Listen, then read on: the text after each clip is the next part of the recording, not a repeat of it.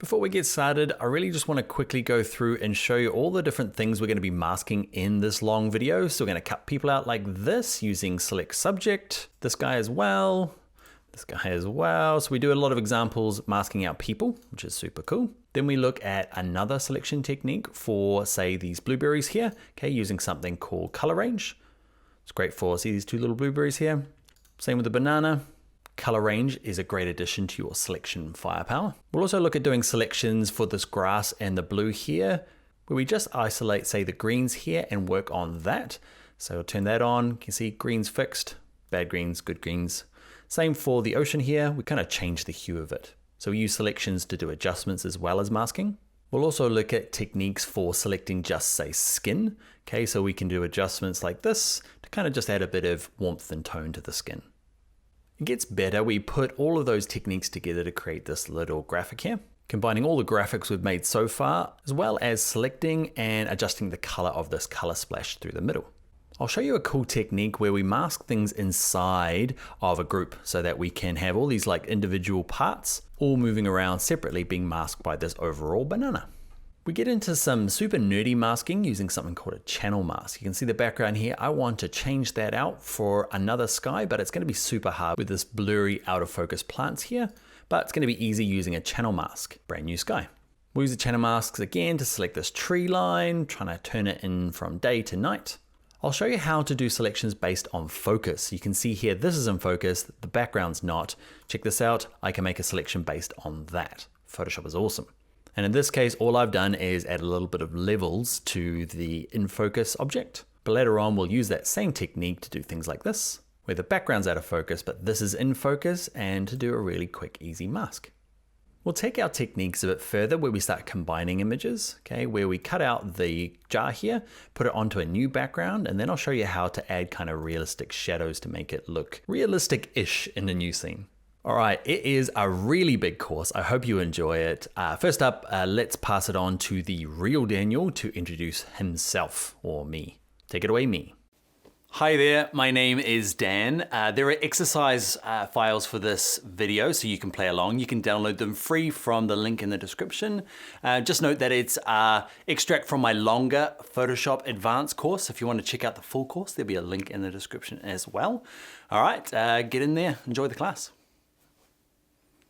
Hi everyone, it is time to get started. We're going to start with something called Select Subject. It is an amazing tool. If you've ever spent long hours masking out people, this might make you cry. But don't worry, it's new for Photoshop. I can show it to you here in about 2 seconds. Select Subject. It creates a selection and you add a mask. Is it that easy? Yes, some of the time. So let's take this super amazing, easy to use tool, run it through its paces, see what works easily, what takes a little bit more work. And if you've ever had to mask out a person, get ready for your life to be changed. Let's jump in now. All right, to get started, let's go to File, let's go to Open.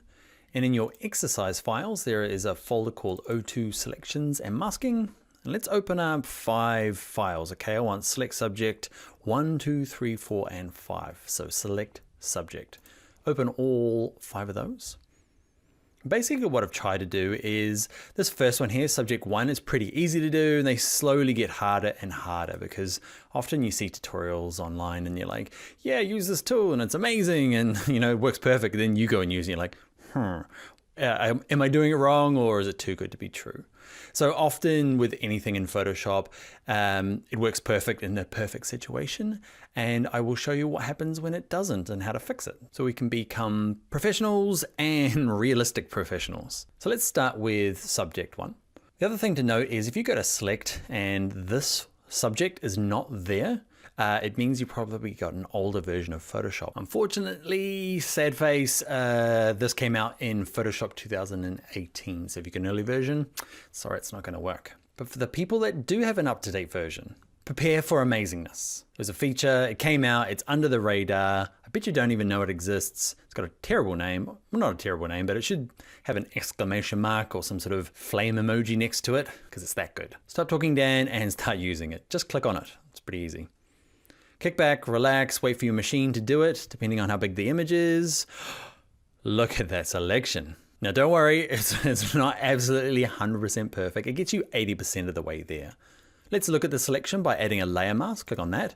You can see there's a few issues going on that we can fix up reasonably easy using one of the other cool new tools called Selector Mask. But it's pretty amazing, huh? It uses something called Adobe Sensei, which is Adobe's artificial intelligence, machine learning. I don't really know which of those it is.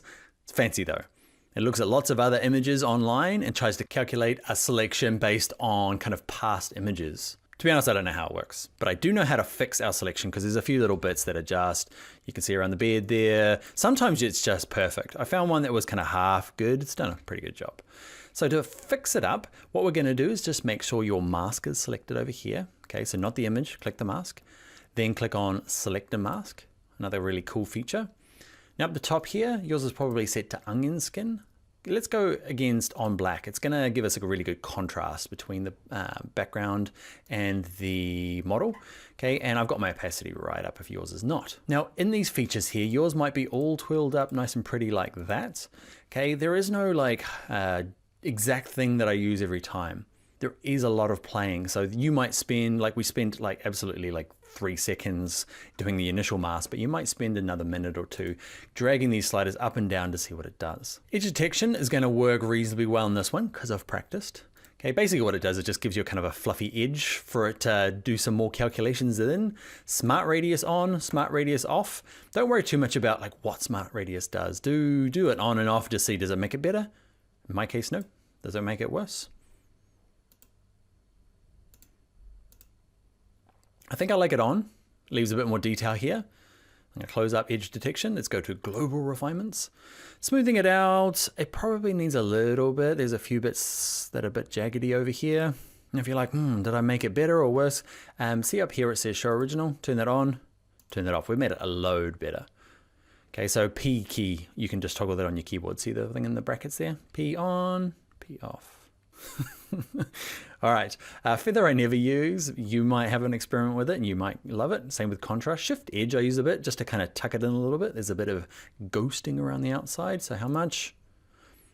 Now shift edge and this one down here called decontaminate colors, I kind of fight between. Sometimes I use this, sometimes I use this one. Let's turn on decontaminate colors. Just have a look at the hair along the top. So off, on, it just kind of helps extract the image from the background. So sometimes it's shifting the edge in a little bit or decontaminate colors. In this case, I'm doing a bit of both. Let's go back out. It's looking pretty good. There are some manual touch-ups I need to do. Okay, like there's a bit of a shoulder missing. So what we're going to use is this option here. Okay, the third option down, the brush tool. This is basically, I'm just going to click and drag. It just kind of adds the background back in one big foul swoop. Because this thing's doing so many calculations over here, my drag is taking forever to kind of populate. So I'm going to undo that. I'm going to zoom in, move down, and I'm just going to paint in with my paintbrush, give it a second. So I'm just going to paint in some of the kind of poorer areas. It's all looking good. There's a few bits of ears that I might touch up. So with it natural, okay, it just paints things back in. I'm going to undo that. If you hold down the Alt key on a PC or the Option key on a Mac, it's really hard to see out here on the screen, but there's a little plus that turns into a minus. So I'm just going to toggle that a little bit off. A little fluff from his ear. That probably needs a couple of clicks. Fix up the beard there. You can see it's always calculating. That's why it's a little bit hard in this area. This mask and select program to be very quick. Depends on how fast your computer is, how big the image is, how much of these dials you've messed around with. I'm happy enough with it. Like, it's a pretty good mask, right? And it really depends on its final position. I'm going to put mine on the brickwork, which is subject 5, and it's going to be pretty forgiving. So let's click OK. What you'll notice is if you turn on decontaminate colors, that last little option, instead of updating your current layer mask, it will create its own one. So I want to move it to this last tab here. I can grab my move tool, click, hold, drag, drag, drag, drag, drag, hold in the tab and then drag it back down. And pretty awesome mask. Cool, huh? Let's look at a few more examples and go a bit deeper with this kind of model selection. So I'm at select subject 2. Let's do the same thing. Let's go to select. Let's go to subject, kick back or relax and be amazed. This one here is a lot different because there's a lot more kind of like fine here, which is always a problem when you're selecting models. Even so, it's done a pretty amazing job, huh? There's a little bit of stuff here where the color of his jacket's very similar to the background, but let's just apply the mask and see where we're at. Now you might decide, actually, that's it. That's good enough for me. I am out of here. It's a pretty amazing tool. Well done, Photoshop software engineers. But let's go into it a little bit more detail. So make sure you've got your mask selected, and let's go to select a mask. You can see against black, okay, there's some issues. Now, if in the last image, we had a pretty consistent line around the outside. The guy had a nice clean edge and not frizzy hair like this person. Okay, nice, easy to mask hair. This person, not so easy. I find this better as a two-step process. You've got global controls that does every single edge here. Then you can use your brushes to do little bits. So I find I get the big global stuff done first and then come back into here to do things like here.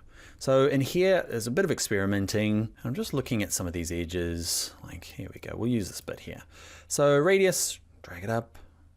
Am I happy with it? It's getting better. Remember P on your keyboard? I think I liked it better before. I think it needs a little bit of smoothing. There's too many like jagged bits. I'm just going to smooth it out a little bit. There you go. It's starting to look nice. Radius. There are no settings specific. Okay, it's just, it depends on your image and depends the look I'm looking for. I think that's a pretty good one. So P key, tap it on, tap it off. Ignore the hair, but look at the edges of the jacket. It's done a whole lot better. Great, so I've finished that now. I'm gonna click OK. Because now I wanna go back into it. So the same thing again, select a mask and work on just this, because these are all reset back to 0. If you don't, and you start using this tool here, the redefine edge tool, it just becomes a bit messy. It's all trying to do this, lots of things at the same time. So this tool here, brilliant. Watch this. Prepare yourselves, click, drag, and I'm dragging and you're like, oh, it's okay, not bad. Wait for it when I let go. Magic. There's some amazingly selected here. There's a little bit of ghosting around it, which we can fix, but you can see all this hair that doesn't exist, and it magically does. Watch this, click and drag. So good. And what I might do is, there's a couple of things. One last thing. His eyebrows need just a tiny bit of work. Okay, what I might do is smaller brush size and just kind of work them around here. And there's this bit in here. Will the refine edge work on it? Oh, it did. I thought I was going to have to jump to this plain old paintbrush, but you impressed me more. Cool. From here on in, like it depends on where you're using it again. If against black, you're going to have to spend a bit more time in here. I want to touch on decontaminate colors. Nah, it's not for me. If you ever turn that on, it's going to create this new layer with mask. I want to go back to just updating my layer mask, please, rather than a whole new layer. Click OK. How happy am I with it? I'm going to copy and paste it onto here and check it. Let's turn you off. Goodbye, Winky Man. Back to subject 2, and instead of dragging it, people hate this. I hate it. It's a pain doing it that way. I'm just going to show you another way, because we're here for some advanced tips, right? So right click, layer 0. You might already know this way. Go to duplicate layer, and it'll allow you to put it on anything that's open. And there's our select subject 5. Click OK, and then jump to select 5, and there he is. The cool thing about it, he comes with his layer mask, which is handy. He's a bit small for this image, and the top of it's clipped, but you get the idea, right? And look at the hair. Look at the hair selection. Oh, so good. Eyebrow selection, 100% eyebrow selection. So with a bit of practice, if this is something you're doing regularly, you could imagine how fast you could make this. We've been learning it together. I've been teaching you. It's only taken a couple of minutes. All right, let's turn this fella off and get to our subject 3. All right, so this guy has some issues. Well, not issues. Let's have a look. Let's go to select and go to subject. I want to show you what ends up happening. Okay, it's going to miss bits is what it's going to do. You can see there's a bit on the elbow down here that just doesn't match up. There's a bit that it hasn't got there. That's okay. It's done a pretty good job. It's starting to stretch up these things, and that's what's the problem in this one, is that the background has, see all these kind of streaks heading up through the wood? Okay, they are going to cause problems when we try and fix it up. So yeah, we'll just go a little bit further with this third option with a few extra issues, because the first two are pretty easy. Still pretty amazing. Let's click on our layer mask. Again, you might decide, job done. With it selected though, we're going to go to select and mask, and yeah, there's a few little issues. Can we fix this up globally? It's mainly just the hair. The actual sides of him look okay. Maybe let's do a little bit of smoothing just to kind of even out some of that. Okay, remember the P key on and off. This bit here, I could use my refine edge brush. Let's go here and let's try and drag across this. This is where we'll find it's kind of working, but kind of not. It's because there's a big lump of wood, dark wood running up here. So it really wants to kind of reach into there rather than have a nice crisp edge. So to get around things like that, you're actually going to have to do some actual physical painting using the brush tool. So I've got the brush tool, but I want to use minus. I'm just going to manually tweak this out. The cool thing about using the brush tool and using these settings is that you're brushing, but it's also applying this kind of smoothing to it as well. There's a bit down here that we need to get rid of, and that refine edge brush is never going to work. So we're going to tidy these up manually. Brush sizes. Why doesn't it work? Because I've tried it and I couldn't make it work. There is just times where you're going to have to get in there with a teeny tiny paintbrush. As long as you're inside select and mask and you've made some of these adjustments like smooth, while you are going, it's adjusting. It can slow your computer down a little bit though. So yep, goodbye. Cool. So I've done the edges, now I want to do the hair. And what I like to do, instead of going in and doing the edges of the hair now, I like to click OK and come back in. Why? Because it's trying to do that smoothing all the time when I'm using my refine edge brush, and they're kind of fighting with each other, and I don't like that. I find it doesn't give me a nice result. So I click OK and then just go straight back in, and everything's set back to 0. See, smoothing is at 0. Now I get to go to refine edge tool. How big is my brush? That works for me. Let's have a little look. I'm just going to rub across his beard. It's quite intimate here with the man's beard. Lovely tool. So it's all about the combination of tools in Photoshop once you get to kind of an advanced level, right? It's knowing which tools to use, which is the hardest thing, and that's why I'm here to show you. But it's also combining them. Now, can you see here, this is a bit of a problem because there is a streak of wood that runs up there. Okay, and that's what's giving us our problems here. So what we're gonna have to do is just get in super tiny. This is the way to get around these kind of issues. Okay, so get in super tiny. I'm holding down the Alt key on a PC. When I say get in super tiny, I say go get in nice and close. Okay, and I'm gonna hold down the Option key on my Mac, Alt key on a PC, and just get rid of these. Okay, even smaller brush. And you can find you can kind of work it back in and back out. So just small little parts. Here we go. P key before, after. Cool.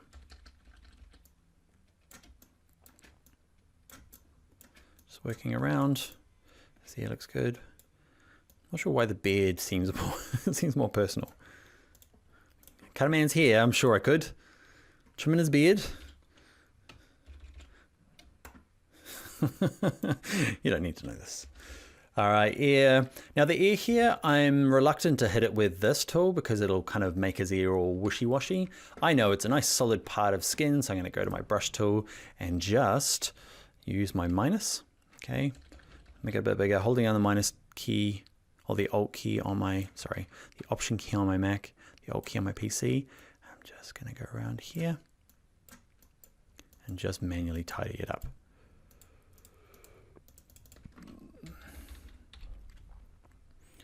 All right, my friends, you're looking handsome. Let's click OK.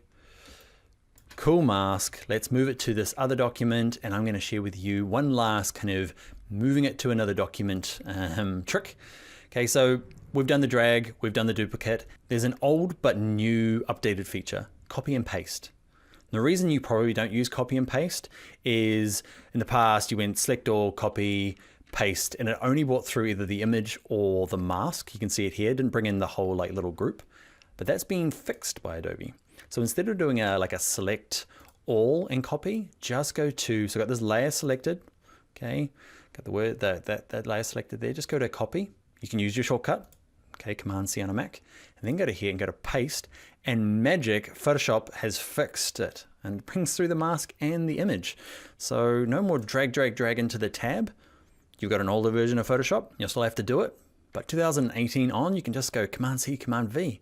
Brings through things like bevel and embosses and drop shadows and all sorts of cool stuff. Now, just select the layers you want, copy it, paste it, brings everything through. All right, let's look at our last one. And this is the hardest of them all.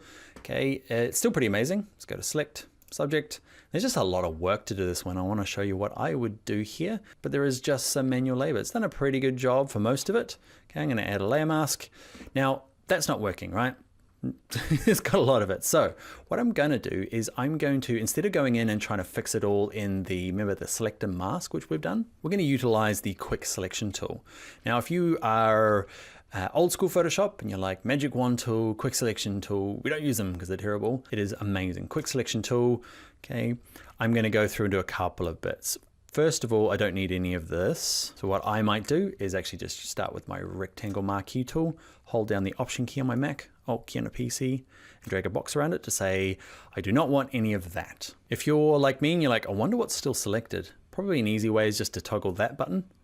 Okay, just kind of makes everything red to show you what you've got selected and what you don't, and toggle it off. All right, so back to our quick selection tool. Turn on auto enhance, it makes it better. Not sure why it would not be on. Okay, I'm going to zoom in, and I find this is a good way to get kind of closer to where you need to be to do the finer adjustments in the selector masks. So I'm going to add. Quick selection tool is pretty amazing. It itself learns as you go, so you'll find your initial selections can be okay, but as you go along, it's not actually just clicking on here, it's actually going back and looking at the rest of the selection and making adjustments, okay, because it knows more. It's, oh man, it's smart.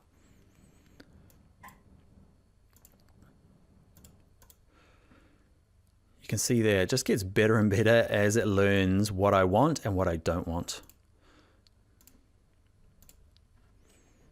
Just clicking and dragging down here, doing a bit of a loop around here.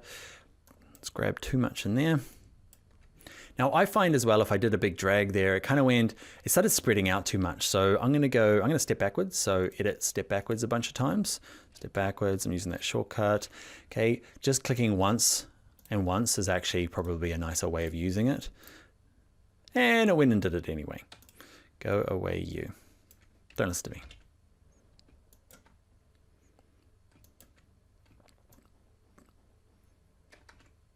I'm holding down the Option key on my Mac to remove from the selection.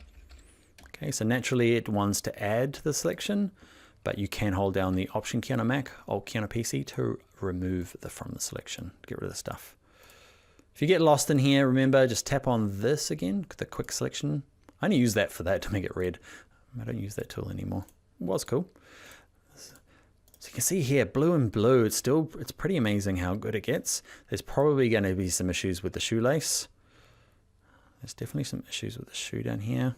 And for the moment, I'm going to ignore the shoelace, just otherwise you'll be watching me forever. I'm just giving it a bit of a once over, looking around, anything that I do or don't want.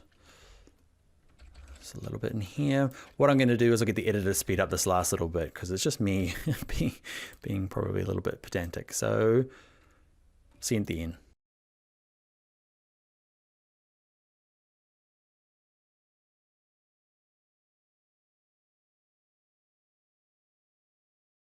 All right, you're back, and yeah, so a little bit more, well, a lot more work, but still, it got a lot of that, got 70% of there, right?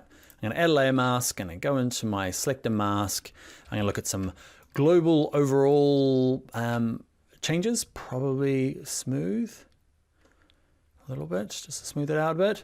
Smart radius, it's pretty good, I'm happy enough with it.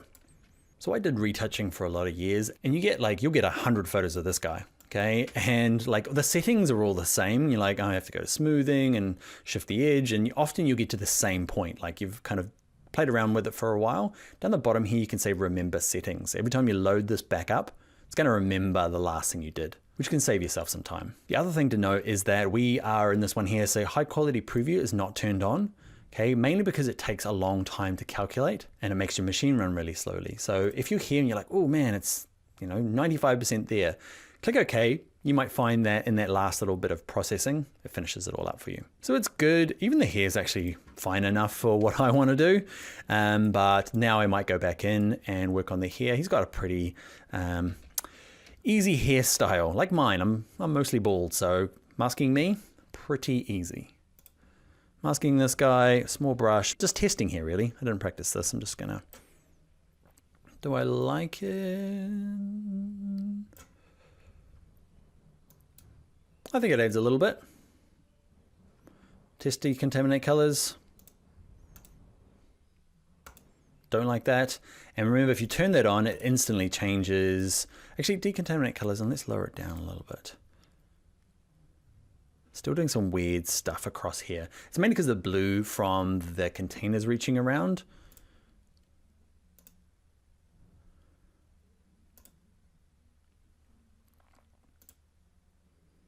I think I like it on, but with the amount down a bit.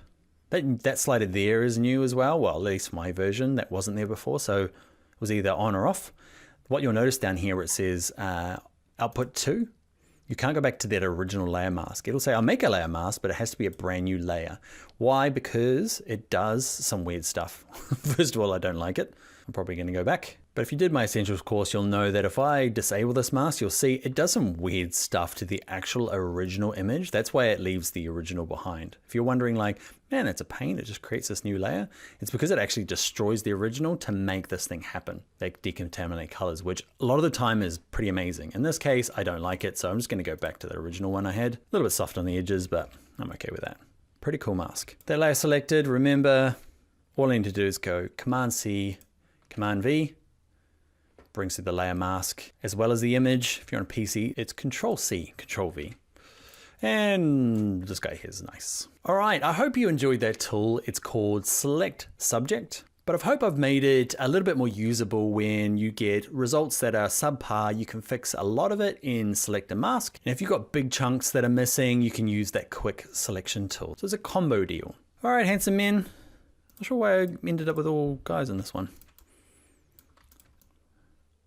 All looking great masks. I will see you in the next video for a little bit of project work. Hi there, it is class project time.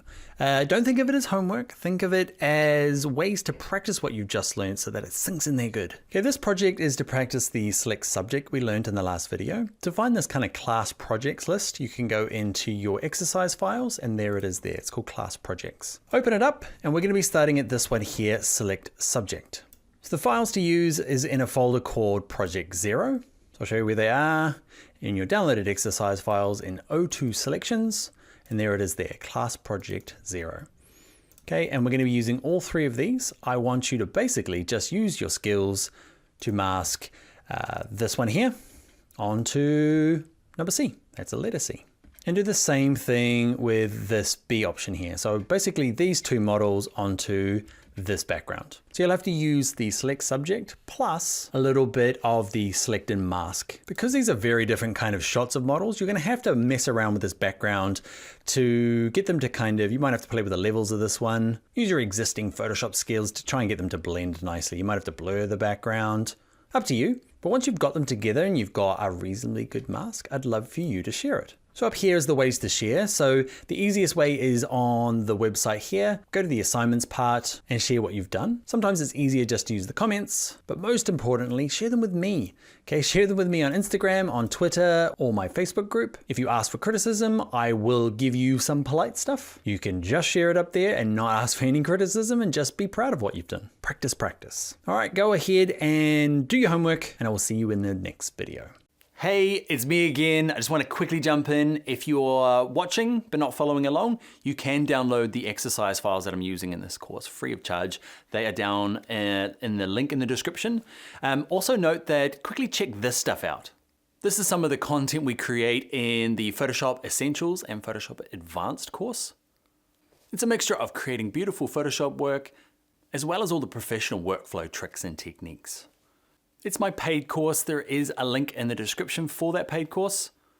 So if you like my teaching style and you like what you see here, check it out. But for now, let's continue on with the free stuff here. You don't want to hear me talking anymore. Let's get going.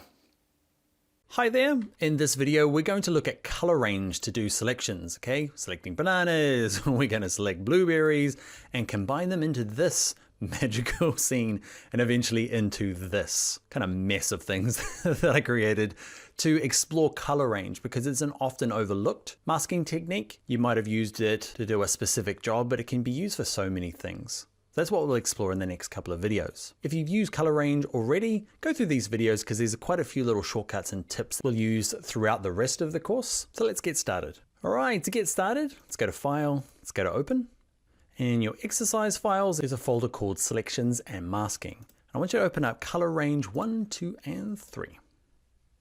I'm going to start with color range 1. Now, before we get started, I've picked a pretty easy example, pretty consistent color. And it's going to be a good way to understand color range if you've never used it before. But later in the course, what we'll do is we'll combine color range often with other selection techniques, because it gets like maybe 80% of the selection and you need to do touch-ups with other selections. And that's going to be a big difference between, say, my essentials course and the advanced course. We're going to start mashing things together where there's times where you can't just do one selection technique. You need to kind of do 2 or 3 or 4.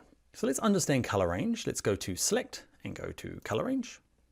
Now yours by default probably just looks like that. So the first thing we're going to do is we're going to click anywhere in the banana, and it kind of gives us kind of a basic selection of the yellow. Under here where it says select, yours might have defaulted to one of these colors. I find these never work, never ever. So I find it best just to ignore these and go straight to sampled color. Have the fuzziness at about 100. I never really changed that, because what happens, right, if I click in here and I increase the fuzziness, basically it's going to reach out, and it's quite good. You can see it's going out further, further, further, further, further. But to get the whole banana, it eventually just goes too far and starts grabbing the background. Or in this case, it didn't get any of it. Okay, so I'm going to click around. So the fuzziness just kind of expands the selection.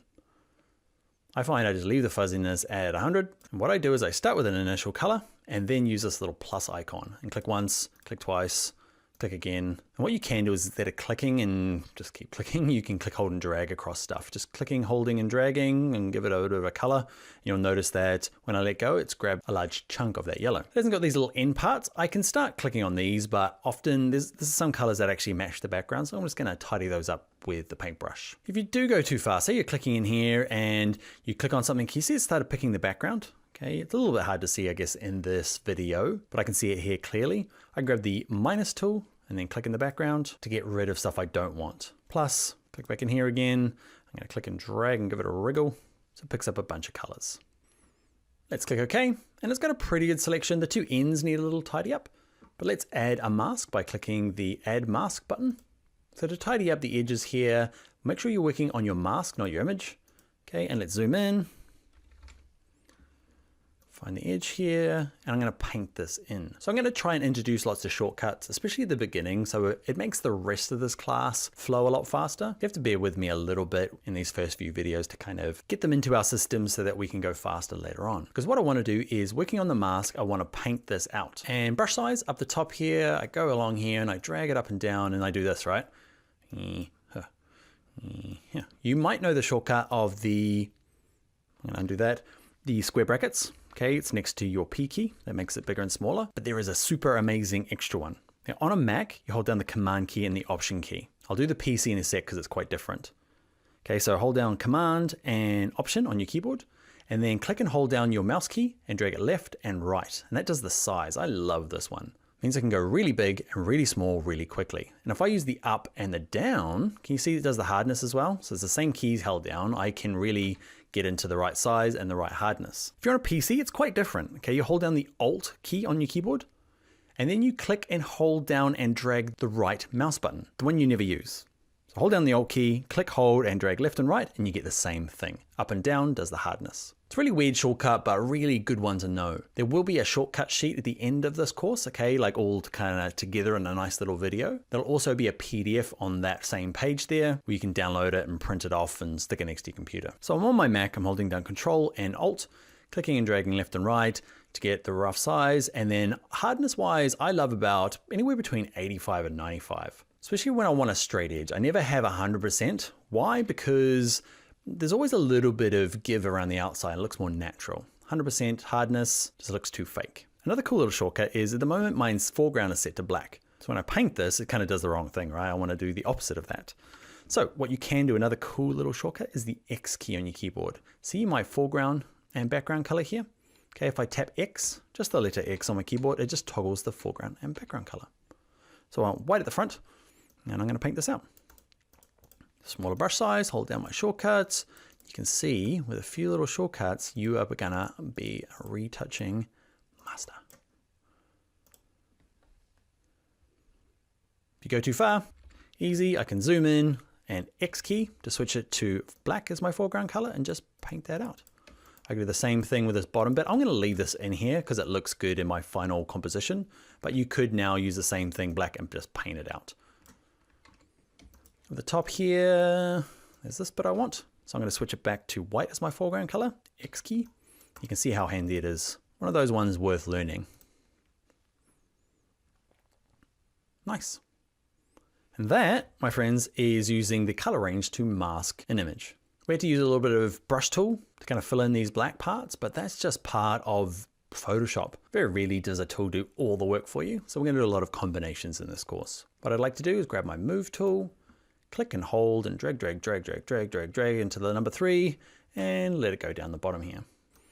And we're going to move it down here-ish. We'll fix it up a little bit more later on. Let's learn a little bit more about color range. Let's go to color range 2, go back to our select, and we're going to go to color range. And 2 things I want to show you. One is the localized color clusters. What that means is if I grab my eyedropper tool and click on, say I want this guy, but I don't want all of his friends. I just want him plus another fella here.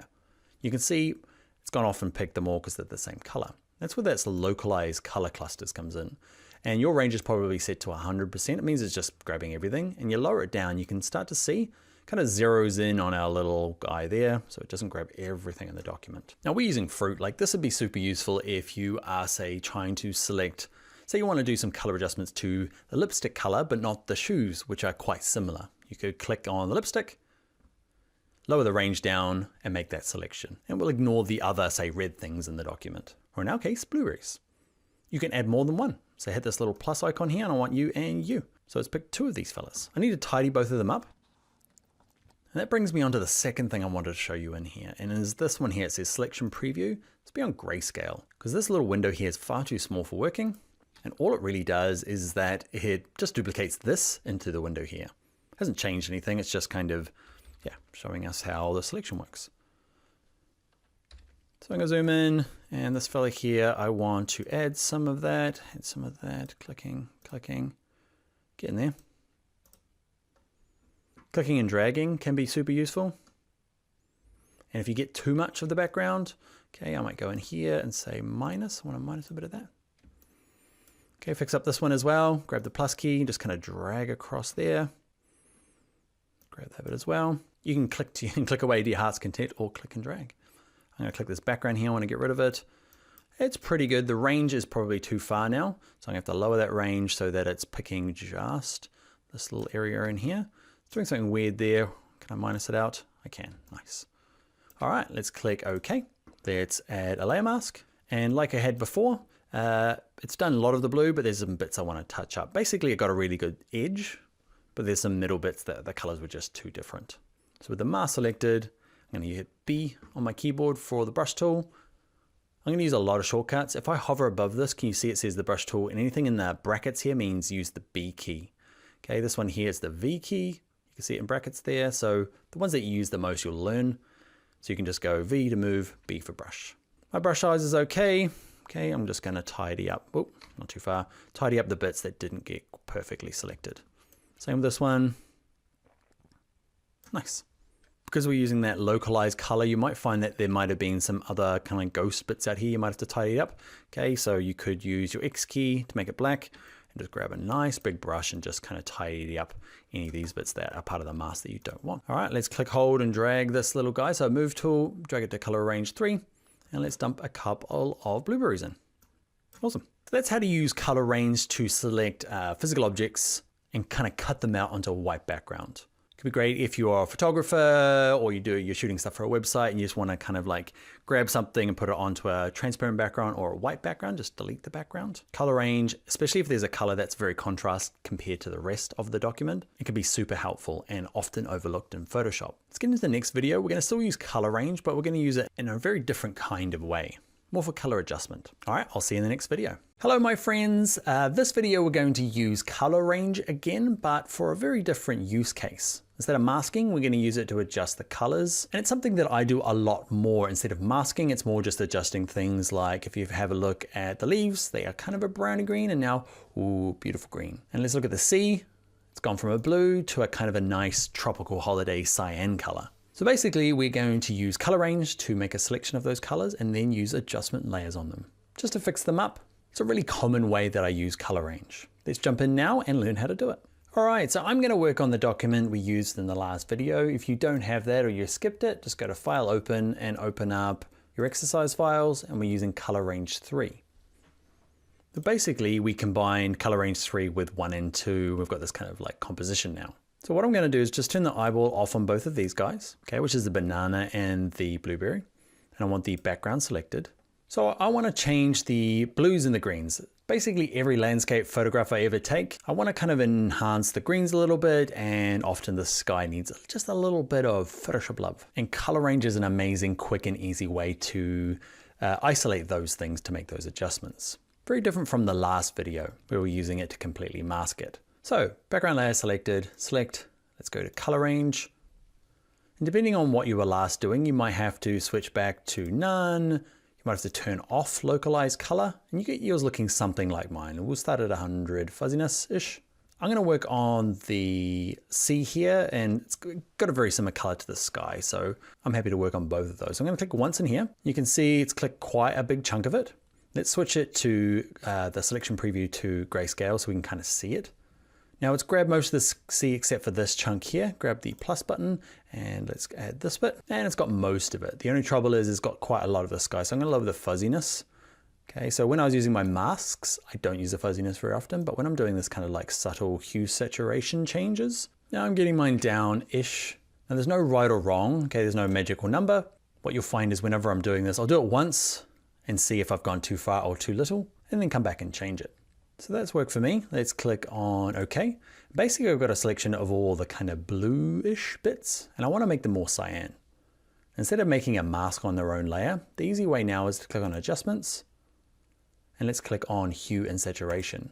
And what it does is it takes that selection you had and applies it to this Hue and Saturation adjustment layer.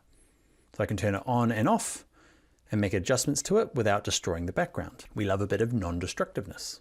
And all I'm going to do is, I love, blue, skies are blue, but actually they look really nice when they're cyan. They look tropical holiday. So I do that often with all my landscape is I'll go through and just add a bit more of the cyan rather than the blue. How much? Yeah, it's working for me. I might bump up the saturation just a tiny bit. Go way too far. But somewhere in here. Turn the eyeball on, off. So it's just a really easy way to isolate colors. Especially generic ones like sky, where maybe making a selection can be quite tough.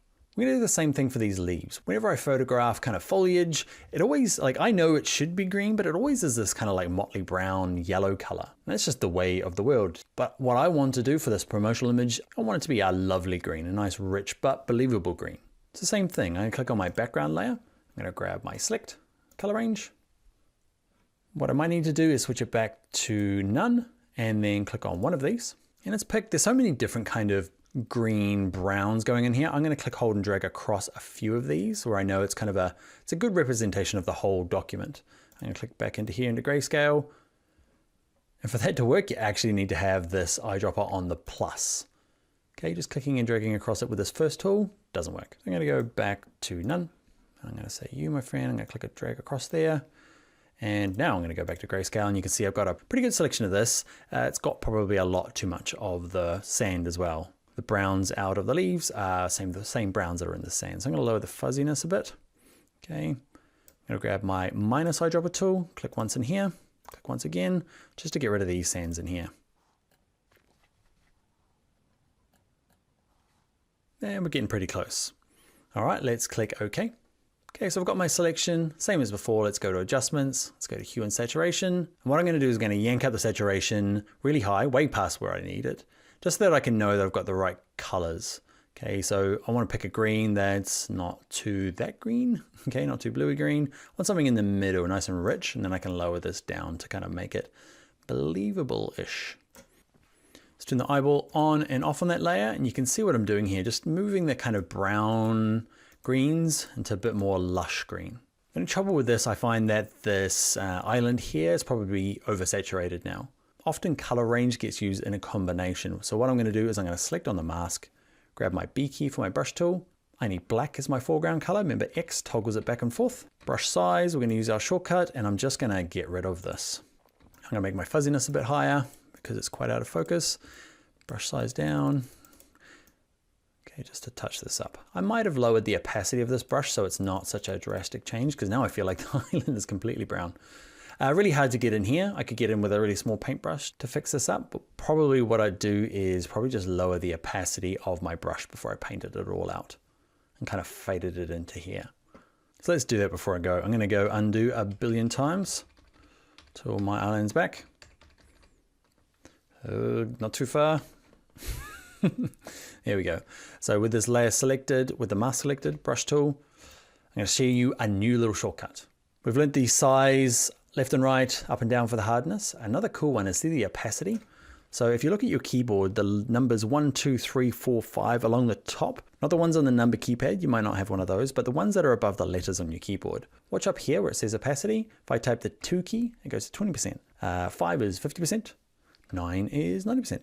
0 is back to 100. Weird. If you want to do it super fast, like 5, 5 together, you can see it changes the opacity here. So it's just an easy way of picking an opacity without having to go, jump up here and slide it up and down. You see what I'm doing here? I'm just not getting rid of it at all. Mainly so I can save the trouble of having to go through and paint out between this kind of crossover of the leaves and the island. I'm going to turn my banana on and my amazing blueberries. And that is an easy way to select a particular hue, often really good for landscapes, so skies and kind of grasses, trees and stuff. Make a selection, and with that selection, you just click on your adjustments panel, and that adjustment takes that selection and turns it into a mask for its own layer. So then you can turn it on and off later on, non-destructively. It's all on its own layer and is awesome. All right, that is it for this video. I will see you in the next one.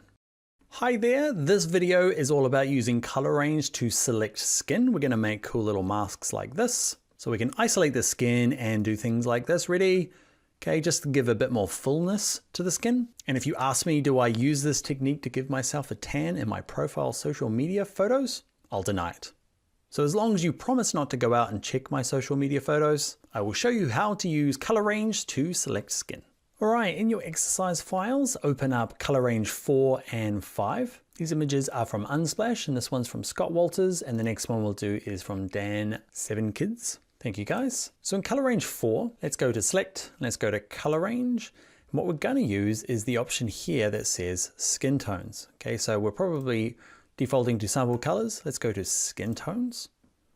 If yours is not by default, switch it to grayscale. Turn on detect faces. It looks for basically looks for 2 eyes and then kind of adjusts a little bit. I find sometimes it works really good and sometimes it's not. Just turn it on and off and see if your selection gets better or worse.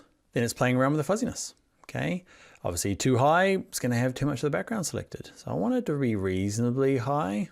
And it's working okay. There's lots of similar colors in here. So my guess is about 30 to 40% of images, okay, at least portraiture that I've got, this technique will work as good as we're doing here. The rest of the time, there's just too much color in the image that's very similar to skin, and this technique doesn't work. So I want to kind of give you honest examples, I guess. So this one here is pretty good because there's a nice clear definition between the hair and the background on most parts. Same with the shirt, there's a good enough differentiation. It's not perfect. By no means, but there's still a bit of work to do. So let's click OK. So we've got a selection. What I want to do is adjusting skin. It really depends on what you need to do. She has a particularly fine skin tone. They're not blown out. There's no color cast. So what I would tend to do is with the selection is go to vibrance. I just want to lift it up a little bit. So adjustments, I'm going to use this one here called vibrance. I love vibrance.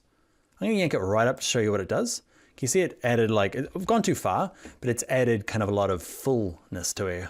So I wouldn't generally have it that high. I'm just doing kind of slight adjustments. So on, off, it's a little hard to see about how far is too far. That's fine. The problem is it's affecting a lot of the rest of the image. You might decide actually that's fine. Nobody's gonna notice.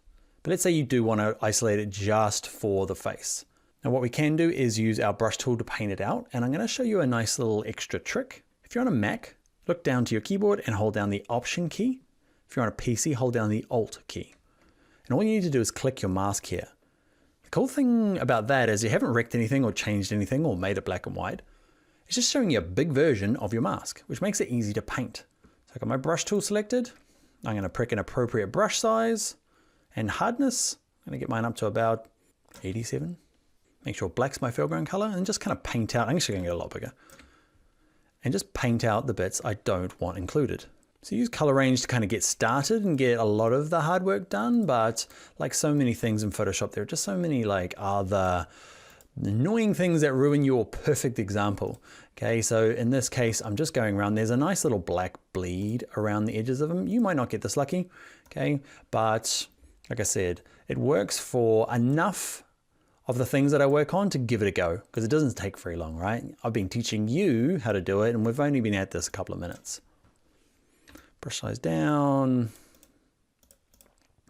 Weird straw thing. I think we're close enough to this being okay. The hair here is probably the worst part because it's such a close color to the skin. But now we've just got the skin selected. So we use color range and skin tones to get it kind of started, and then we paint out the rest. There's a lot of this in Photoshop where you get a selection that's pretty close and then you tidy it up with the brush tool. To get it back to how it was before, the same key, so hold down Option on a Mac, Alt on a PC, and just click on the mask again.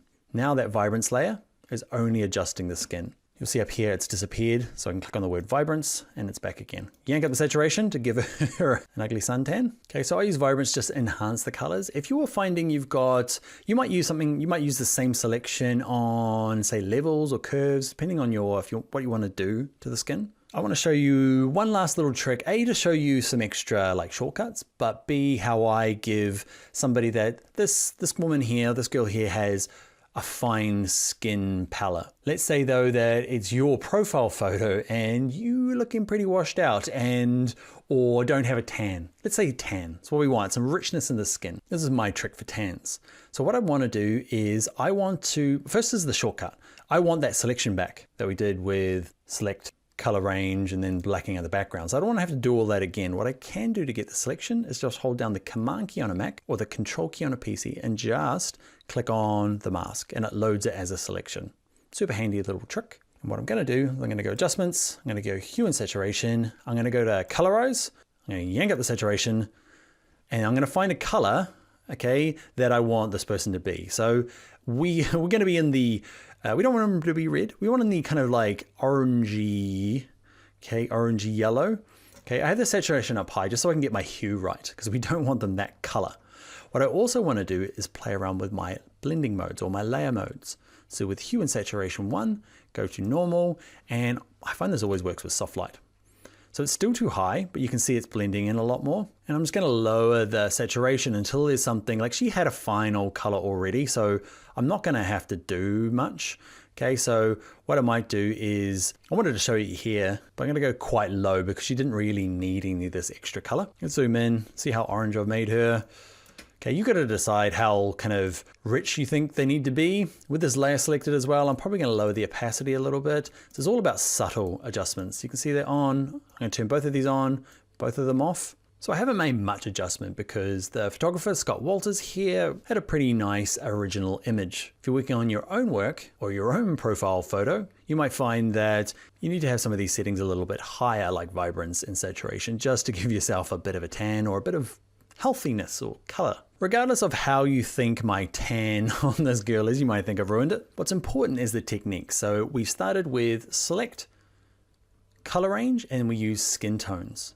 And like I said, it kind of works really good on about 30 to 40% of images, as long as there's a clear contrast with the background. And then you have to blot out the background with a big paintbrush. We learned the cool shortcut by holding down the Alt key on a PC and Option key on a Mac, just to get that one little layer selected. It makes it so much easier for tidying up masks. Same key down to click it again to turn it off. And the other really important shortcut was the Command key on a Mac, Control key on a PC, and just clicking the mask, and you get it loaded as a selection. And we're going to use that a few times throughout this course. I'm going to deselect. The reason I got you to open up Color Range 5 is that there's going to be lots of examples that just don't work, and this is going to be one of them. So let me show you why. Zoom in a little bit. Okay, select, Color Range, We're going to pick skin tones, detect faces. Oh, you can see the big problem. Her hair is very similar skin tone to her skin, and there's all the stuff in the background that's all very similar. So I can play around with this for a long I like, but really it's not going to give me a great example. We're going to get into something called a channel mask later on, which will do better for this. But I wanted to show you some kind of realistic examples wherein it doesn't work. Love color range when it works. All right, that is it for skin tones and color range. Let's get into the next example. Hi there, this video is going to take everything we've learned with color range and put it into a practical exercise. I felt like we needed this video because learning color range in isolation is great, but often you'll run into issues when you're trying to combine it with a bunch of other things like type here. So we'll do this exercise to kind of flesh out any problems that you will run into in the future. Plus it'll allow us to practice what we've learned so far. Are you ready to make a super smoothie ink, well, it's meant to be banana splash thing? If you are, let's get started. All right, so I'm starting with an example from earlier on. You could just jump in and just start with the background color. And you might decide the fruit splash stuff, you don't have to actually do. You just want to do the ink with the text. Up to you. But what I want to do is I want to open up the ink splashes. So go to File, Open. And in your folder called O2 Selections, there's one called Color Range 6 and 7. All right, so 6 and 7, just variants of the same kind of ink splash. I'm going to select them. We're going to run into some issues and I'll show you how to fix them. Then we'll change the colors and get it interacting with the type. So whenever you get ink splashes like this is from Adobe stock and it's on a white background, which kind of sucks. It'd be nice if it was clear cut already, but it's not. So let's work with Color Splash 6. So we're going to have to use a couple of tools to make this work. Let's start with our good old faithful select color range. We're going to not use skin tones. We're going to use sampled colors. We're going to click in here. And what we might do is hit the plus button, drag across a bit of it. A bit of that as well. You too, you. So we've got a pretty good selection there. If you're just joining us for this video here, just make sure your selection preview is on grayscale. It gives you a good kind of black and white contrast. Let's click OK, and let's turn it into a mask. Now our biggest problem is, can you see there's a white chunk in there? So it's missed that out. So when I turn it into a mask, and I click on this button here, it's cut little holes in here, and you got to decide whether it's worth fixing these up or not.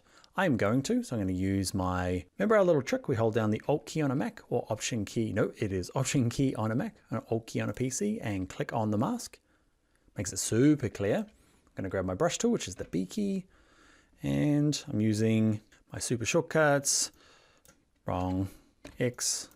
So I'm using white as my foreground color, and I'm just kind of tidying up the bits that are clearly not holes. They are just things that color range left behind. How hardcore am I going to do for this? I'm not super worried because it's, I don't know. I know because I've practiced it already that nobody's going to notice any of these small bits, but I guess I'm just showing you. I'm holding spacebar to click and drag around. You probably knew that already. Yeah, we're getting there. Cool. So remember same key, hold down Option on a Mac, hold on a PC, click on the mask to go back. Now, let's check this to see if we've got a good mask. We're going to dive back into the masking technique we used in the intro version of Photoshop course. It's called Photoshop Essentials, but I want to retouch on it because a lot of people will jump into this advanced class and just not do Essentials and miss out some of the super magic that happened in the Essentials course. So what I'm going to do is with my mask selected, I'm going to click Select and Mask. And what's really cool about this is you can say up the top here, it's beyond black, and you can have the opacity right up so you can see a nice contrast with the background. You might say, Dan, that is a perfectly good mask. And I'd probably, Lazy Dan would say, you are right, and not just hit cancel and get out of here and use it. But let's say it's the front cover or something and it is going on black, which would be tough. So we've used color range to get here. We use the paintbrush to fill in some parts. Let's try and smooth this out. Smooth is a nice one in this option. So watch this, smooth. Up a bit higher. You can see just kind of like smoothing out the edges, make them a little fuzzy, but that's okay. This image is a little out of focus as well. And that might be enough, right? So a cool little shortcut is the P key. Just tap it while you're in here and it turns the original back on. Original, soft focus version. Original, it's a little bit slow.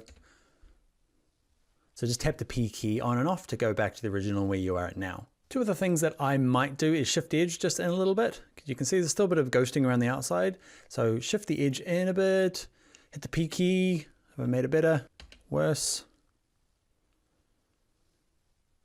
It's looking okay. If that doesn't get it, I find decontaminate colors works really well. Watch this. I'm going to put the shift edge back to 0 and just turn on decontaminate colors. You can see there it just kind of fixes up all the edges. It's pretty magic. Now you might remember from the Photoshop Essentials, if I use decontaminate colors, it's going to create a new layer with this mask on it because it does some pretty serious changing of the image. So let's click OK. You can see here, there's the original that I was working on, and because I use decontaminate colors, it says, well, let's just put it on its own layer, because what you'll find is, if I right click and disable this mask, you can see it's done some really crazy stuff to the edges to make it a really crisp, clear selection. It's awesome. We can go back to the original, but that's why you end up with a second layer. Cool, so I'm going to grab my move tool, click, hold, and drag, and go to my weird little banana blueberry smoothie thing. I'm gonna add some text.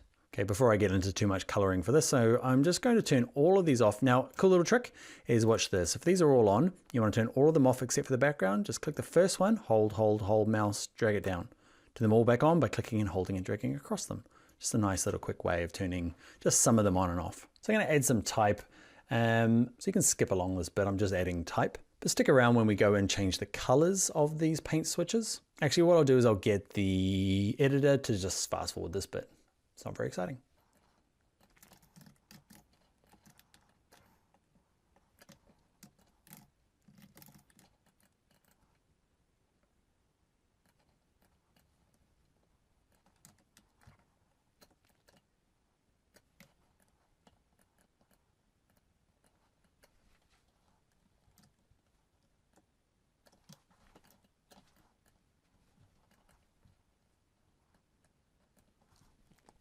All right, we're back. I put in some fonts. If you're looking for these fonts, this one's Museo Sans Condensed. You can download that from Typekit free, but you're really after this one here, right?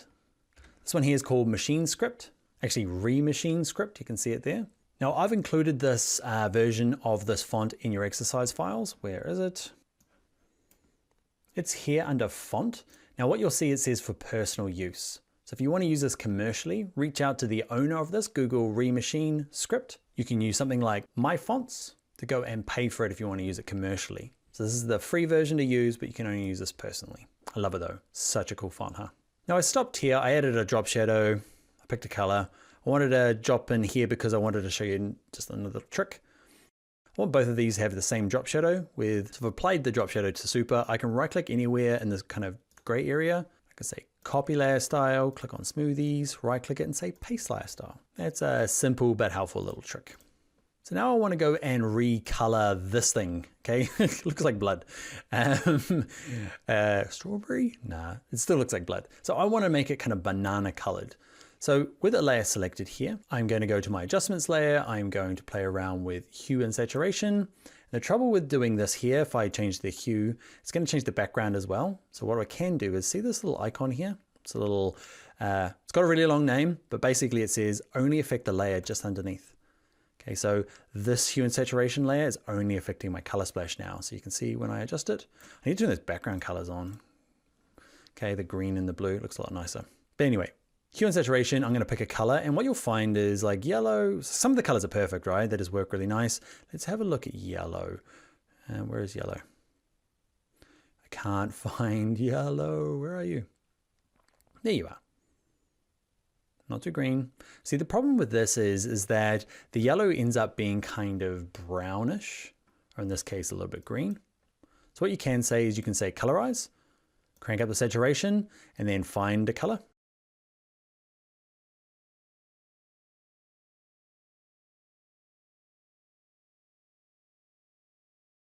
And you can get close to it, but because of these dark colors, it's just not going to work. So what we're going to do is go back to adjustments and play around with the levels.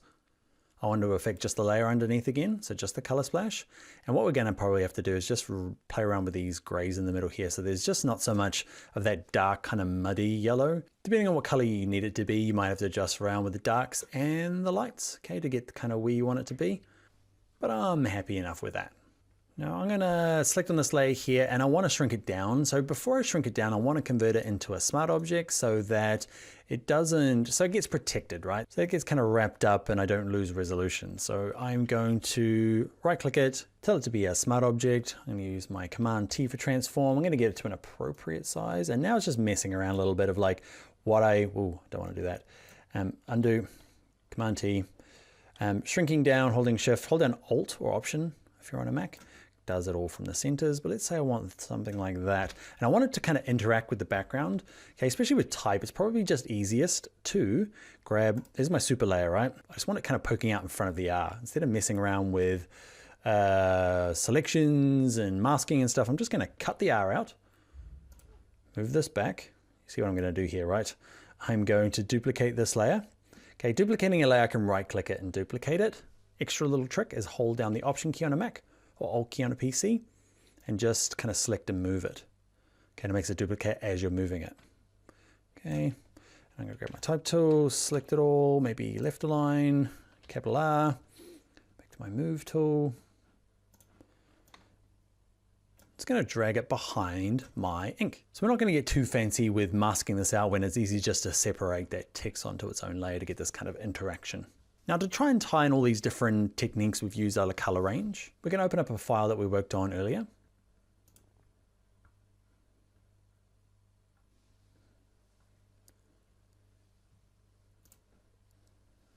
it's this one here where we messed around with the skin, remember? Okay, so what I'm going to do is I'm going to select all of these. I'm going to right click any one of them and convert it into a smart object just so they're all kind of smushed together. I can dive into it, remember, by double clicking it to get inside, but really just so that it's just one unit.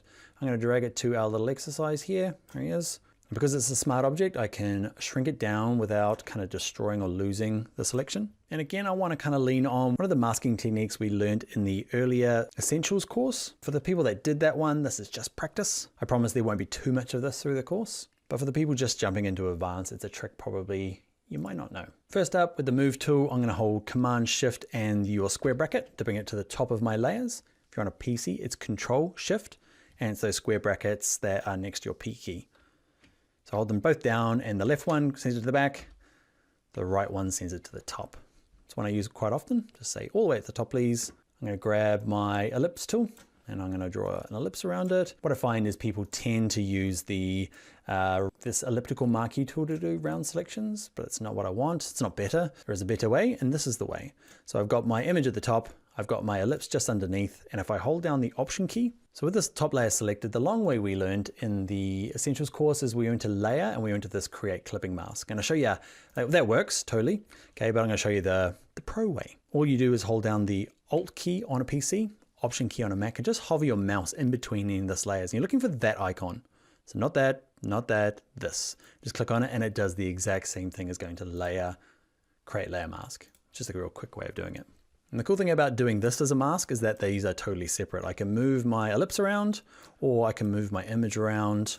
I can select both of them by clicking the top one, holding Shift in the second one, and just transform them both. And I'm gonna get something like that. Maybe a bit lower down here. I'm gonna turn on my banana. I'll send them to the top using my shortcuts. Scale them down. Now before I scale them down, I'm gonna convert them into a smart object. You can leave now. Now I'm just kind of trying to turn it into something half decent in terms of a design, which is going to be hard. There's that, blueberries. Where are you, blueberries? There you are. You need to come to the top as well.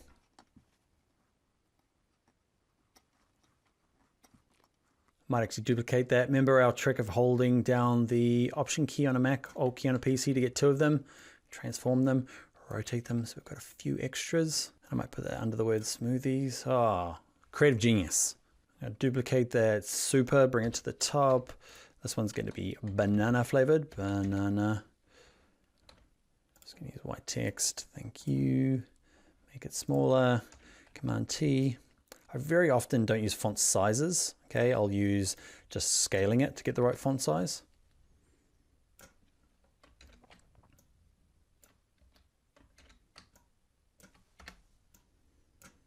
Depends really if we're working with digital or going to kind of print. Print will have to be a little bit more specific with font sizes probably. This is more of a splash social media graphic. Cool. And last thing is that it is way down to the bottom, okay, with all the extra graphics. So I'm going to select this bottom one, hold Shift and click this top one and just grab the whole lot. And because they're all on the layer masks and all on their own layers, nothing smushed together because we're pros, I can lift it up. How impressed with this am I? Bro, it looks kind of cool. Let's just say I did a practice example of this and it looks better than that one. So I'm happy. Don't think I like the color of the pink. That, my friend, is a personal choice. Let's finish this here before I waffle on forever. The goal of this video really was to show you how you end up using kind of combinations of tricks. Color range is awesome, but only when you start using it with other things, other techniques, other tips, other shortcuts. That's where you go from a beginner to an advanced user.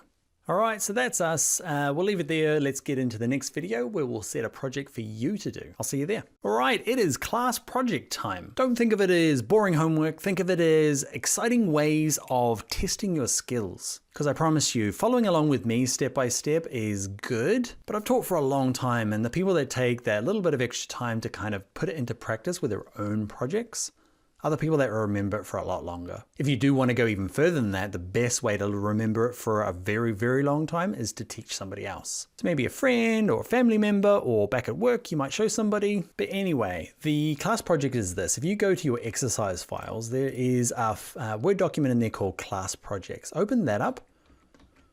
And here is the project we're working on now. It's called color range. Basically, we're just taking this example and making an orange version. Okay, so instead of banana, there'll be an orange one. So requirements are this. The first requirement is use these images. Okay, they are in your exercise files under O2 selections. There is class project 1. In there are the files that you're going to use. So use all 4 of these. Start with this background or pick another background. I don't mind. I want you to do a selection like we did with the banana exercise with this orange. There are 2 kind of paint splashes in here that I'd like you to mask using the techniques we did in the last video, but I want you to make them orange. So make it orange flavored, use your own fonts. I'd like you to show me an example where the text kind of goes in and out. You see here where the splash goes behind this letter, but in front of that. That's one of the requirements as well. You don't have to use this image, you could. But when you finished it, you can post it as a project on this website here, or at the top here, there's the kind of like social media places you can send them to me. So Instagram, Twitter, or Facebook group. The links are all in here in this class project. I'd love to see what you make. So do the homework, send it to me. Let me know if you'd like some criticism. I'll make sure it's friendly. All right, go off now and make your own orange smoothie poster.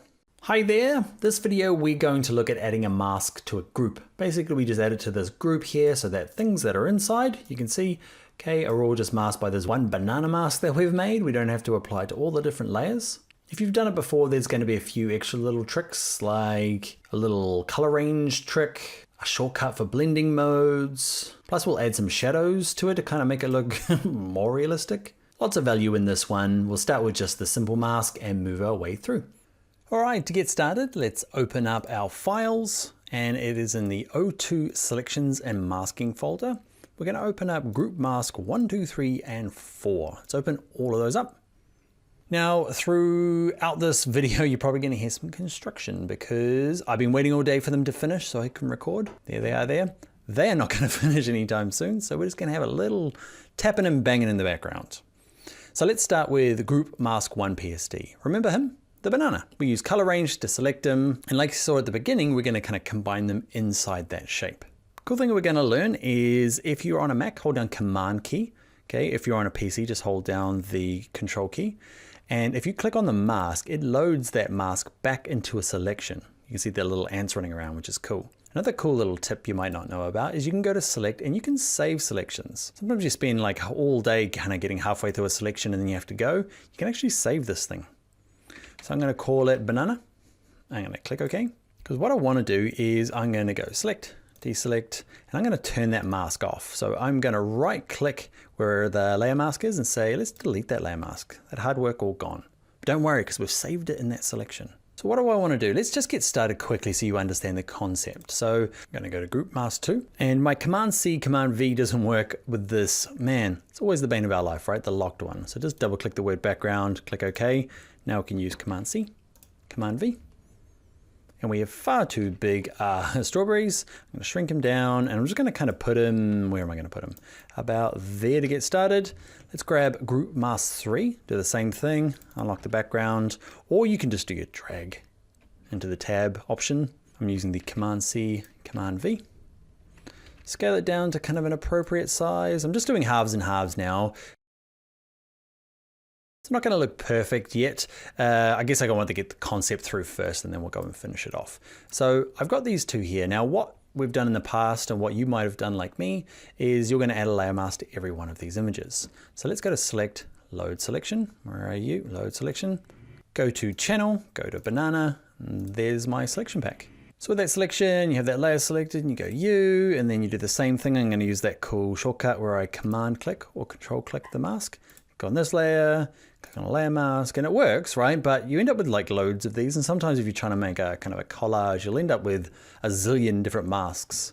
And that's not the pro way. So we're going to go a step backwards until all that's gone. What we're going to do is I'm just going to make a layer group here. I'm going to call this one banana mask. Not sure why I say banana that way. And we're going to stick these two guys in it. So select both of them and just drag them and click them on top of the folder so you know they're in there. You know they're in there by you turning the eyeball on and off of the folder.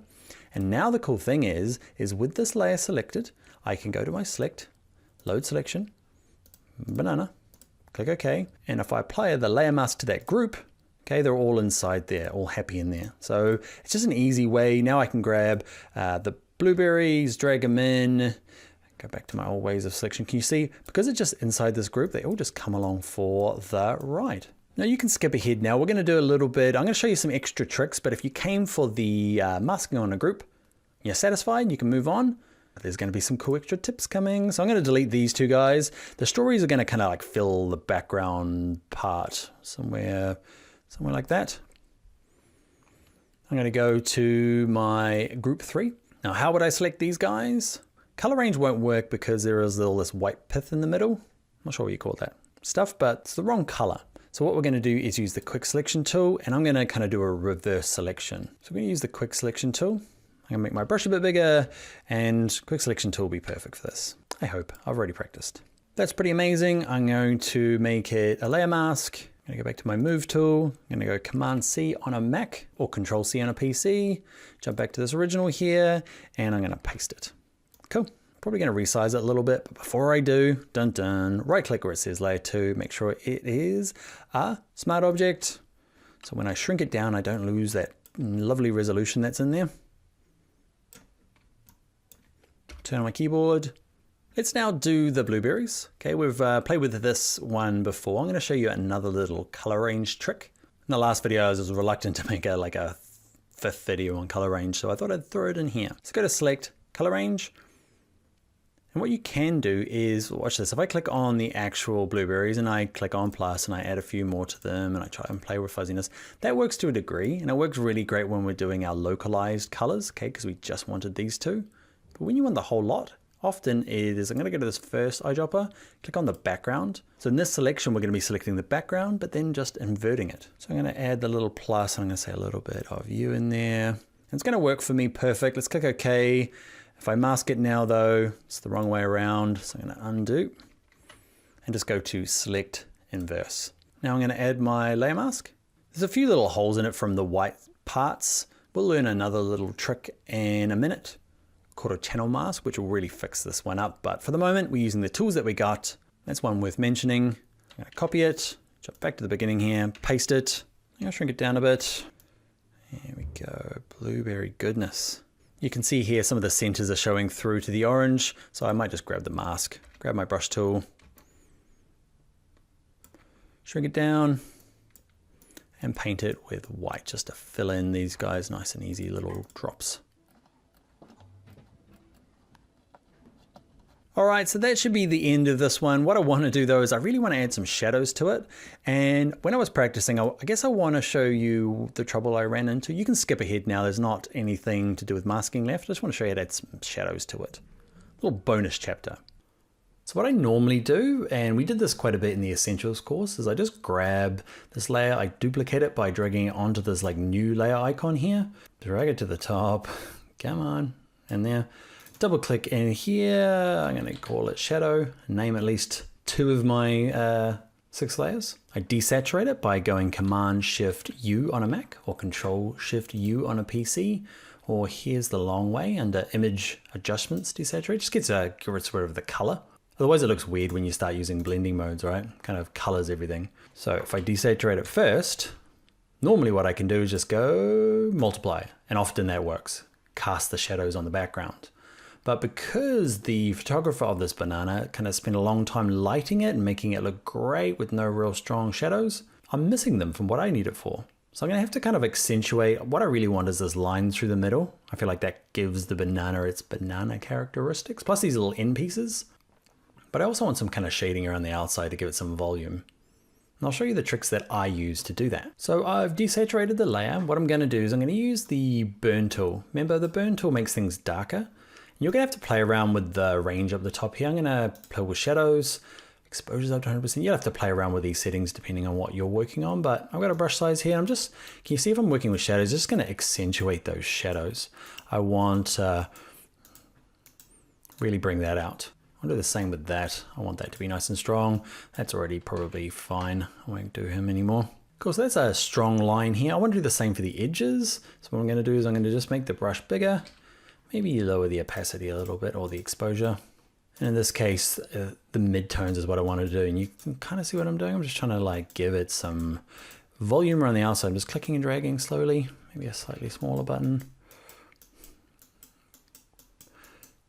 Just to give it some depth. I'm not spending too long.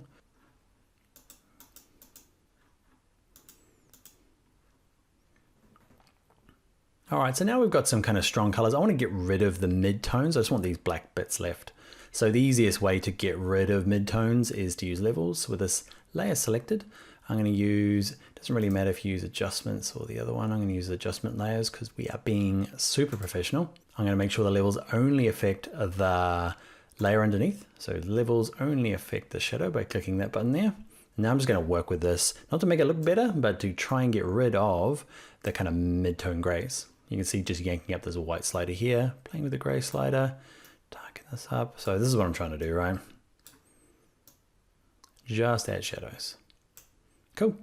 Now I'm going to click on my shadow layer and then just work with the layer modes and figure out which one's going to work. Let's go to multiply. It's often, you can see it there. Multiply is quite good. I'm going to work my way through. And if you are like me and you hate doing this, ooh, that looked good though. You know, going through them all and going, man, this just takes forever. You just don't, right?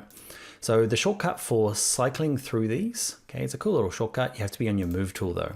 For some reason, that only works when you're on your selection tool. Sorry, the move tool. And you hold down the shift key on your keyboard and tap plus. Plus again, plus again. Okay, so holding down shift, tapping plus, that's Mac and PC, just cycles through them. Super useful, helpful tool. Now I'm actually looking, so multiply is good. Linear burn is okay. Should really have checked this before you watched.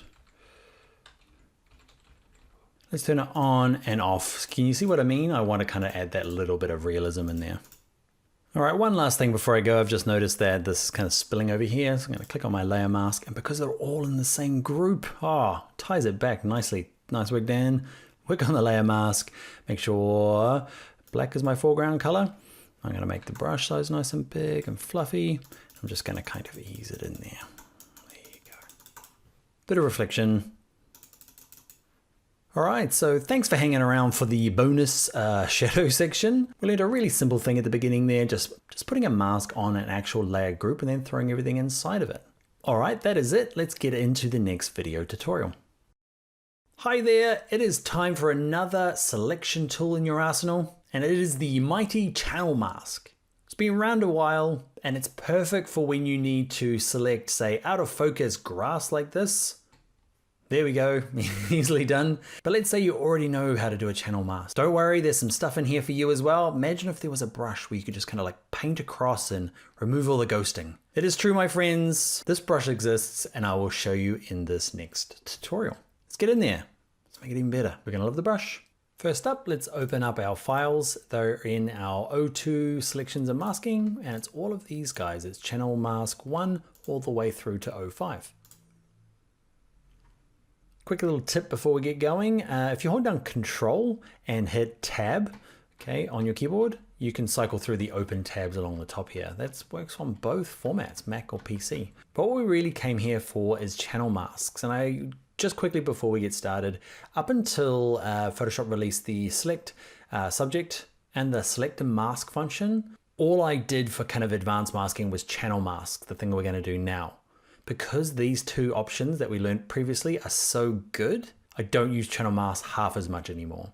Basically, I use them for the same sort of principle. I need kind of like, say this kind of out of focus, what would normally be here.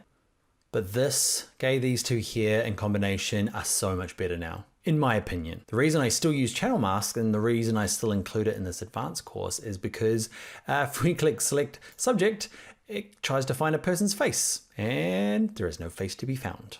Okay, so couldn't find subject, click OK. So there's times where I want to select all this grass, but it's super hard, right? Quick selection tool is not going to do it. Magic wand's got no hope.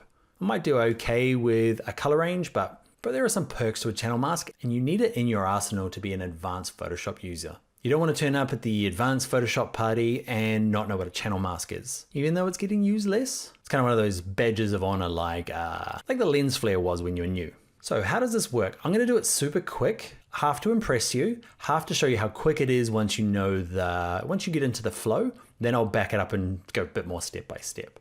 So basically we go to the channels panel, we pick one of these three, okay, the one that has the most contrast, blue does. So I'm going to right click it, duplicate it, click OK, turn this on, that off. Then I use levels and I'm just trying to accentuate the contrast between the background and the foreground.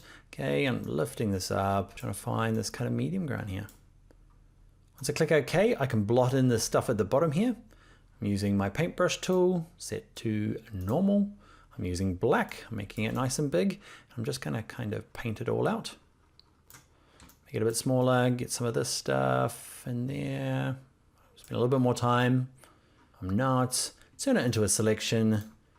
Go back into my layers panel and add a layer mask. First of all, reverse it out, invert the selection and add a layer mask. And you can see that will totally kind of freak you out how fast it went there. But I guess I just want to show you the flow that I'm going through when I'm doing selections for something like this and how easy it can be. Because when I teach this live, often people freak out because there are quite a few steps. And don't worry, you won't probably remember them off by heart. I only remember them because I'm a trainer and I have to teach it all the time. When I was just freelancing, I would go, okay, channel masks, they're good. Come back to this video and just run through it every time you need to do it. And that's just the way it is. There's a few steps involved, but the results are pretty cool. Let me grab this and add it to the background here. You can see a pretty convincing mask with very little effort put into getting it perfect. So let's back it right up. I'll show you a cool little trick is file revert. Because we only have so many undos, right? So if you go to file revert, it goes all the way back to when the document was last saved. And in this case, it's way back before I did all my channel madness. Let's look at it step by step and explain that a little bit. So it's channels that do the heavy lifting here. Basically a channel is just, this document is RGB. You can see it up here in the tab. And that just means the computer makes all of these lovely colors out of a mixture of red, green, and blue.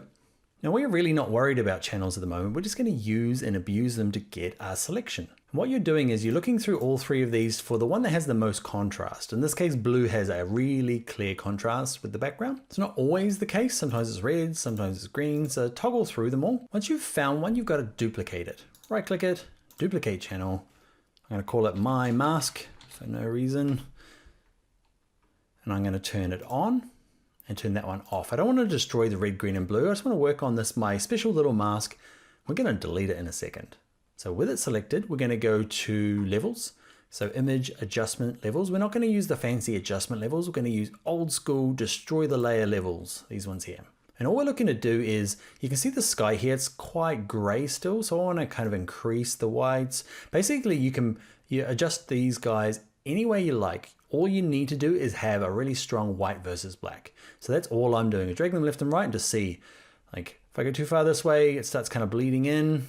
There's a little bit of like, I've done this so many times that I kind of got a good feeling. What you might have to do is get to this point and say, all right, I'm going to try this and then come back if it's not quite right. Okay, I'm going to crank the blacks up just a little bit as well. And I should point out, I'm looking at the edge between this and this. I'm not worried about here because you saw earlier on, I just blacked that in with a big paintbrush. It's this edge, this contrast between the background and the foreground here that I want to, I guess, get as sharp as I can. That feels okay. Click OK. Now what I want to do is kind of fix this bottom stuff here, because I'm going to use my paintbrush. Where are you there? Set it to black. What kind of hardness? Somewhere in there, 80. I'm just going to paint this in black. Okay, I'm going to do this down the bottom here quite rough, and then as I get closer, I'm going to lower my brush and get a little bit nicer about the whole experience, because I know that that is not a hole looking through. I know that's the sky, okay, but I know this is just light that's reflecting on the grass. So I'm going to go in here and just kind of fix this up a little bit. We'll go through after we do this exercise to show you a few extra little tricks to tidy this up a little nicer. But you saw the end result here. I put in less effort and it came still with a really good result. Channel masks are awesome. All right, so I got the basics in there. Now what I want to do is load it as a selection. Okay, you can click on this little icon down the bottom here and it loads that black versus white as a selection.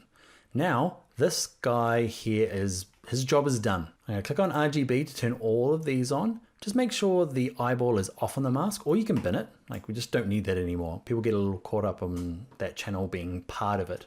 Really, we just used it to get our little marching ants here. Back to layers. At the moment, we have the sky selected. It really depends on your image. Sometimes you'll have it the right way around, sometimes you won't. If I click on layer mask here, it's the opposite. So I'm going to go to select inverse and now add my layer mask. And hey presto, you can see it was pretty bad along the top there, but it's still a pretty good mask. I'm going to grab my move tool. I'm going to go Command C, Command V on my Mac. Actually, I'll probably do it the other way around. I'm going to drag you here, use my little shortcut, Command Shift square bracket, send it to the back, Control Shift square bracket on a PC. You can see a pretty convincing mask. Let's look at a couple other things you can do with channel masks to get the most from them. Let's go to channel mask 3. And I lie, we're not going to do channel mask 3 together because it's very similar to this first one here. I'm going to set that as your homework in the next video. You can do it now and pause if you want. What I want to do is let's go to channel mask 4 and 5. These are the ones that I'm going to combine. You saw them at the beginning. We run into the same problems. We can't use select subject. But we're probably going to use a little bit of select and mask just to kind of push this a little bit further. So same thing as before, channels. I use these shortcuts here. If you're on a PC, is it Control 3, 4, 5? Check whatever the shortcut is there. So I'm holding down on my command key and going 3, 4, 5. I'm not looking, I'm just toggling through them all, just seeing. And don't worry about down here. You're looking at the transition between the sky and the background. And they're all really similar actually, because the background is pretty much white. I feel like that's my one. You could argue all three of those ones. So I'm going to duplicate it, oh, don't delete it, duplicate it. I'm going to give it a name. I'm not going to give it a name because we're going to bin it in a second. So nobody's going to know we didn't name our layers. So boo copy selected, all the rest of them off. Otherwise you get this kind of weird colors going on. Make sure it's selected. And remember, we're going to go to our levels. And we're just looking to increase this contrast. So I'm going to zoom in a bit and I'm just looking at, if we go too far, you'll end up with this, it bleeds over the edge and looks not very good. Okay, so I'm going to increase the white a little bit to get the sky pure white. I feel like that's a pretty good one. Looks like it's pretty strong black versus white. Click OK, I'll zoom out and I'm going to blot in the bottom here using my brush tool. Nice big brush.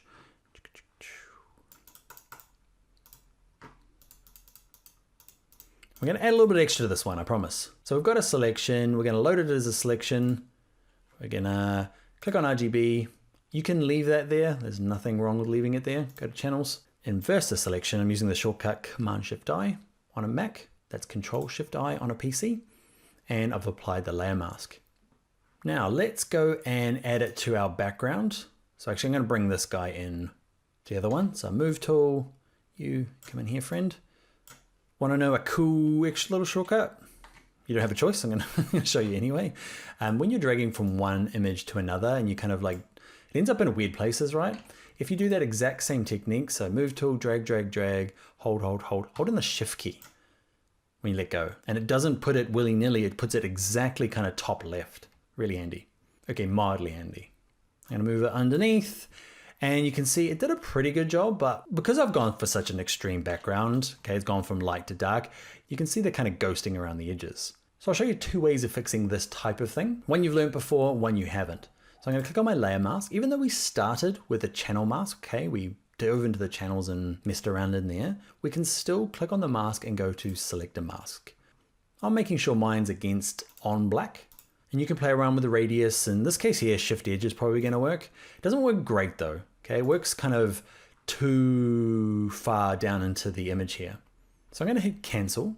What I want to do is show you a cool little trick, and it's to use your paintbrush B key, and to switch it from normal to overlay.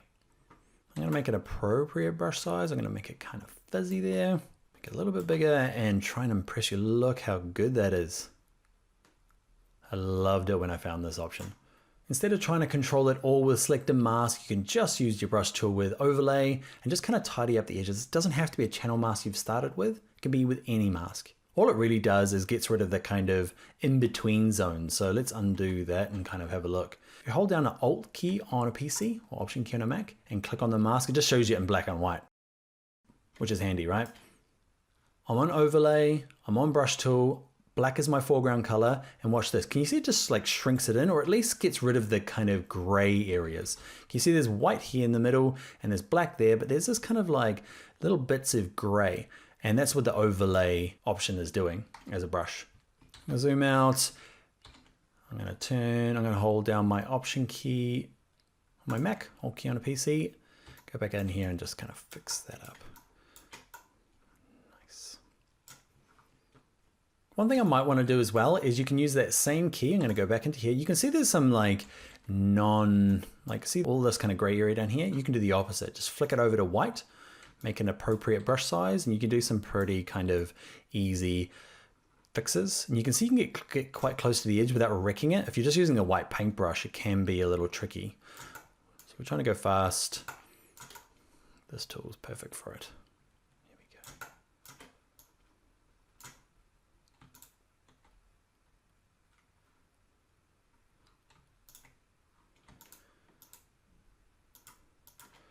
Tidy it all up. Jump back out, back in. It's looking pretty cool. All right, so that's gonna be it for channel mask. Actually, one last bit. Let's use that same little tool back here at the beginning, click on the mask, and we're gonna use our brush tool, overlay. I've set it to black now, and I'm gonna lower the opacity just a little bit. If you've got the brush tool selected, the opacity, you can drag it down, that's fine. But cool little trick is just to tap 2 on your keyboard, 4, you can see it's changing up here, 6, that's 7. Okay, so I'm gonna just lower it down to maybe 30% and just kind of work these edges a little bit. There's a couple of fluffy bits that maybe aren't super realistic. And now we're actually finished. So that is a channel mask. Maybe bookmark this video. I know when I was learning channel masks, they're super cool, but really hard to remember what to do. It's quite process driven, but there you go. All right, let's get on to the next video. All right, I've got an exercise for you to practice with, also a shortcut. Now, I'm not sure if this is Mac or PC only. I don't have a PC here to test it on, so leave a comment to let me know whether it works on PC. So I've got my Finder open here on my Mac, and I want to open up the project file, so class project 2. I'm going to select both of these, and what I'm going to do is I'm going to start dragging, hold down Command Tab. Command Tab, if I just hold Command down and just cycle through all the open programs. Okay, and before I let go to Photoshop, I just kind of drag it into it and let go. Is that a shortcut? It is for me. Maybe it's not for anybody else. You can also do the same thing if I undo by dragging it down here, just dragging it down here into the dock and into the actual icon for Photoshop. That works as well. But I'm hoping this whole thing works for PC as well, because I know you can hold down maybe the Control key and hit Tab to do it. You'll have to help me out because I couldn't find it online. Anyway, we've got the things open. What I want you to do is mask using your channel mask. Amazing skills, mask this thing out and stick it in front of the sunflower. Okay, let's look at the requirements. Use those images, cut out we'll use the channel mask to get started, but you can use the selector mask and the brush tool. Remember we set it to overlay to kind of fix the edges. You'll have to adjust the levels of probably the grass or the background just to get them to look believable. And then take a screenshot and share it with me, either in the projects here or on social media, which is all at the top. Good luck, advanced Photoshop user. I will see you in the next video. In this video, I'm going to show you how to click 2 buttons, select and focus area. It's great for selections because it's a blurry background, sharp object. It does a pretty amazing job at just grabbing it. There's a little bit of work to do, and I'll show you how to do that in this video. I'll also show you how to take that same selection, kind of something in focus, and turn it into an adjustment layer. You can see the hydrant there, just kind of, instead of masking it, we're using it for adjustment layers. I'll also show you some harder things where it's in focus and out of focus, but the hand's not, but I'll show you still how to get a good selection. I'll show you when it goes absolutely horribly wrong and you end up with stuff like this and how to get around it. And then at the end, we'll do a little project where we cut this out and we stick it onto this background semi-believably. Oh, look at that, there's shadows and all. So you and me, my friend, are going to continue on the selection path and learn how to use focus area together. Let's jump in. All right, to get started, let's open up the files we're going to use. It's in O2 selection still, and go to focus area 126. Open up them all. All right, so we're going to start with 6. I want you to be prepared for amazingness. The reason this works is because there is a really shallow depth of field. Background's blurry, but the subject, in this case a flower, is in focus, so it works perfect. And what we'll do is we'll work our way through. I've got some ones that are really easy through to ones that are quite hard. And I'll also note that this technique is just the starting. Like, remember subject was great, but then we went to the select and mask to fix it up. It's the same for this technique. It does a lot of the heavy lifting, 80% there, and then we use select and mask to tidy it up. So kick back, relax, and be amazed. Cool, huh? Now you can see the edges are a bit off. We can fix that up with select and mask. You can jump straight to that from here, which is cool. You might have to adjust the focal range. Okay, so lower is a bit more exact, so it's looking for sharper parts of the image. And if you raise it higher, it's a bit more forgiving and goes, oh, do you mean this, this, and this? This one's pretty easy because it's very clear. Background's very blurry, foreground is very sharp in comparison. Things you will have to do is, you can see here, it doesn't really know what to do with this thing in the middle. So you've got these two options. You can add to the selection or remove. Okay, so basically think of this as the quick selection tool. We looked at it earlier over here. Okay, so same technique. You don't have to like paint it all the way in, just kind of click a little bit and it goes off and tries to race around and find what you mean. And that's pretty much all for this particular one. Let's click select and mask. So now we're back into that window that we've used quite a few times. Okay, it's over here. Remember our global changes. We can use our refine brush or whatever you want to use now. In this case, radius around the edges. It's doing a pretty nice job. I'm viewing mine against, what is it? It's against white. Check it against black, not on black. Sorry, on black. Looks nice. On white looks good. Awesome. And what am I going to do with it when it's finished? I'm going to output to a selection. No, I'm going to output to a layer mask and then click OK. Cool, huh? Let's look at some harder ones. Let's jump to focus area 2. Now you don't always want to make a complete mask like we did in this one here. Sometimes we just want to grab an area to play around with things like the levels or change the colors. So let's do the same technique, but let's look at using an adjustment layer instead. So same technique, select focus area, kick back, relax. You can do the adjustments here. It's pretty good. I'm going to add that bit and use minus to minus in there. And just think of it, remember, like the quick selection tool. There's a little bit down here to add. There's a couple of bits down here. If you find it hard to like check what's missing, what's not, play around with these different ones. So on black, okay, overlay, just try these different ones so you can see clearly what's maybe missing and see white or black on white is pretty good here. So I'm going to add that, I'm going to add that, and we've got a good start. You can play around with soften edge, and it does, but it's just kind of like just a one tick where you can go into select and mask, and because we are super advanced, awesome people, we get to use all of these features to make it quite sweet. Okay, so which one am I going to use? On black looks pretty clear. Okay, and radius. Yeah, it's working nice. Maybe just smooth it out a little bit. You don't see me using feather or contrast much. It's just preference. Have a play around with them. It does, I'm going a bit high, but it kind of feathers the edge. That might be exactly what you need. There's no right or wrong really in here. The cool thing about it is there are only about, what, 6 or 7 options to play around with. So experiment on your own. When it's finished, instead of going to a layer mask, what I'm going to do is I'm going to say stay as a selection because, let's click OK. Now it's just a lovely selection. Now if I go to my adjustments panel and say do levels or curves, if I do levels, you can see it turns my selection into a mask on my adjustment layer, which is levels. It hasn't touched the background now. So now with the levels here, I can go through and I'm just going to kind of balance it out a bit. I want to be really subtle in these tutorials, but it's hard when you're being subtle because you can't see what I'm doing on the video often. So you can see what I've done there. I've just darkened it up a little bit. But I just wanted to show you an extra way of using focus area. Okay, grab the stuff that's really close and really work on it. Maybe the same thing with vibrance, okay, instead of levels, or a bit of both. Now let's look at some problematic uses and how to get around them. I find this is the most valuable stuff because not always you're going to get a perfect kind of flower on its own. So focus area 3. So this image has probably the biggest problem is that it is quite, it's got a really high ISO or grain, okay, that is kind of in the image. So it's kind of all over it. So it does find it hard to like break away from like what is sharp and what is blurry because of that grain. So I'll show you a couple of ways of getting around it. So let's go to select, let's go to focus area. If you can hear 90s dance music in the background, the construction workers that have left from yesterday have now been replaced with shop fitters who love the 90s dance anthems, which is cool. Not so good for you and me recording. So enjoy the backing music. You probably can't hear it. It's probably just me. So you can see here under against white or on white, it's just kind of grab this. This is the only bit I could really find that's really sharp.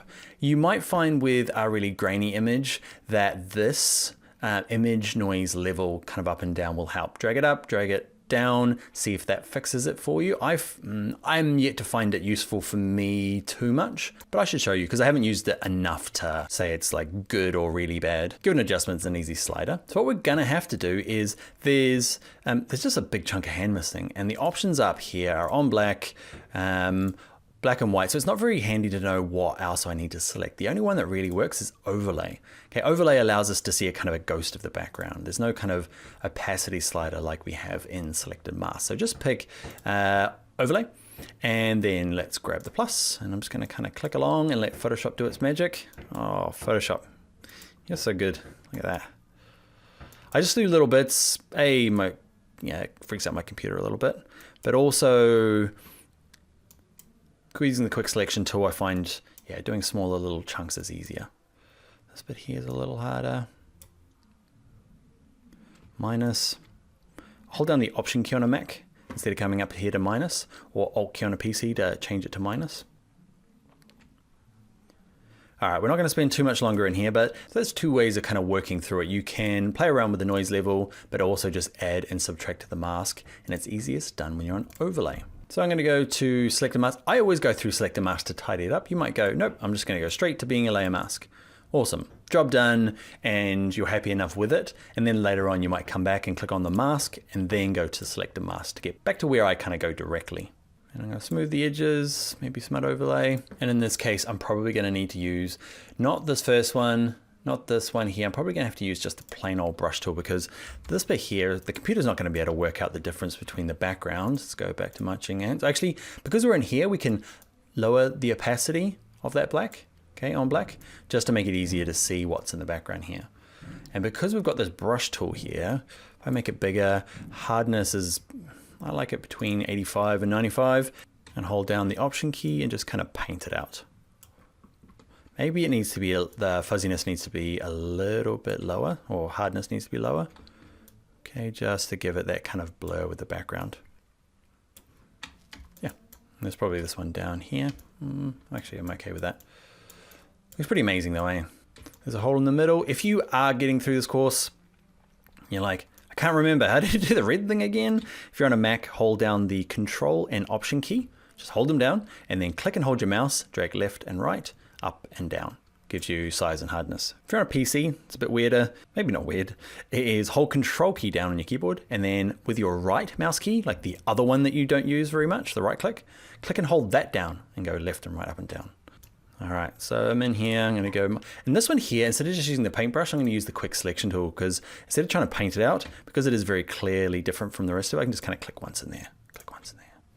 Nice. Let's click OK, and a pretty sweet mask. Let's get into focus area 4, where it really doesn't work. Okay, so we're going to go to select, we're going to go to focus area.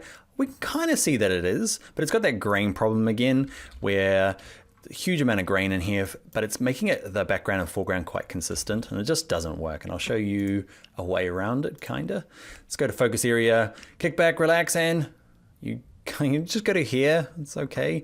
You just won't fix it in here. You just need to, because this is a person or a human, it works better with select subject.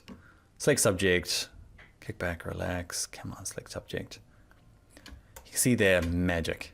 So I'd start with this and add my layer mask, and with the selected, go to selector mask and tidy things up.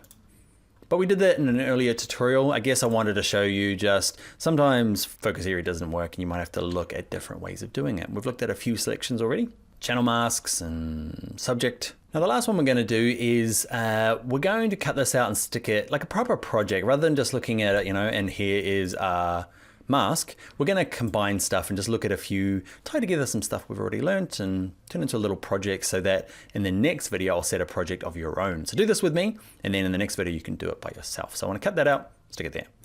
So to do that, same thing. It looks like it's clearly going to be good for the technique we're using, which is the select focus area.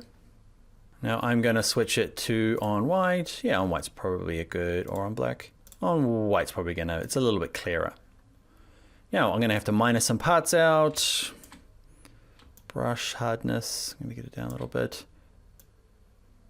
Doesn't really matter that much when using the quick selection tool. Okay, I've got the basics in there and that's pretty cool, right? Focus area, U rule. Let's go and fix it up a little bit. Let's go to select the mask. All right, it's pretty good. Comparing it against white, I'm gonna turn up the opacity now to 100%. White versus black.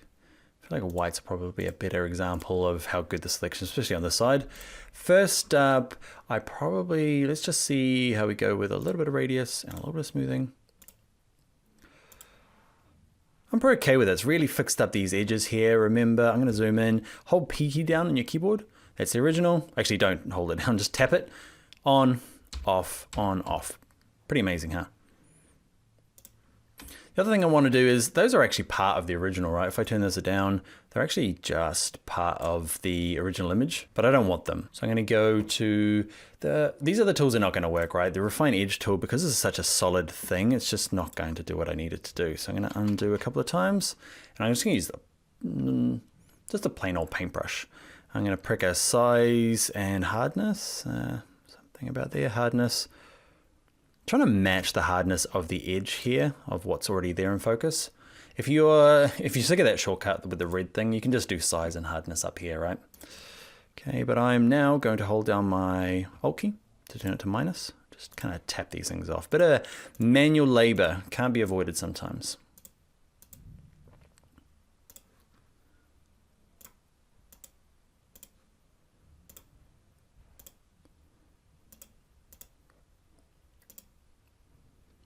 All right, I'll speed this up because this is painful to watch.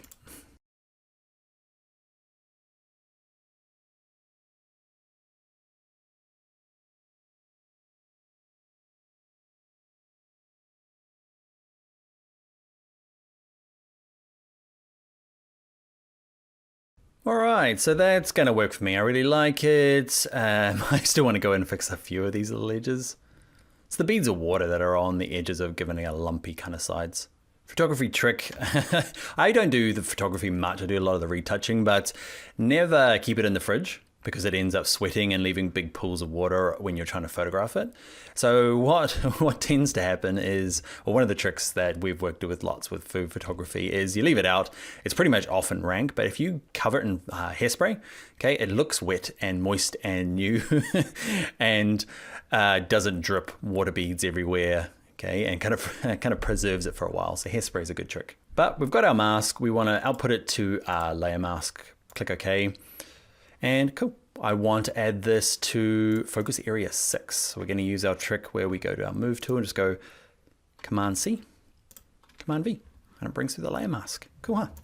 All right, so it's in. It's not super believable, but it's pretty cool though. I'm going to do 2 things before we go. We'll add a layer mask, and one of the obvious problems is this glass, and I'll show you a quick little trick for it.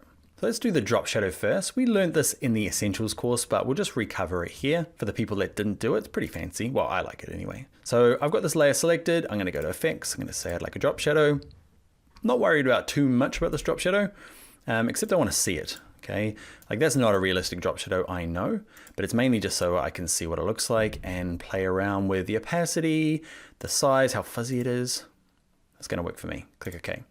You're like, that is terrible. But remember, the people that did it, you know, you can right click the word drop shadow and go to this one that says create layer. It's cryptically named. Basically, it means I'm going to yank the drop shadow off as an effect. And look, it's its own shadow on its own layer. So I'm just gonna move it around. Cool, huh? And it means that we can go to edit, transform, and go to distort. I'm just gonna use the shortcut because we're in the advanced class. So hit Command T on your keyboard. If you're a Mac, Control T on a PC, and then just hold down the Command key on a Mac or Control key on a PC. And instead of it just kind of like doing this, you hold down the Command key or Control key on a PC. It just distorts it without having to go to the official edit distort. It just kind of does it all for you. So what I'm looking for now is looking for the shadow on both the focus area 5, you can see there's a big shadow cast this way. And in here, it's pretty neutral. The photographer, it's probably composited this background anyway, so it gives us lots of freedom to decide where the shadow is gonna go. So I'm gonna transform it, I'm gonna move it around, moving. I'm trying to get the base of it there. How realistic this is gonna be. Where's the light gonna be coming from? I don't know whether it should be kind of coming from this way or this way.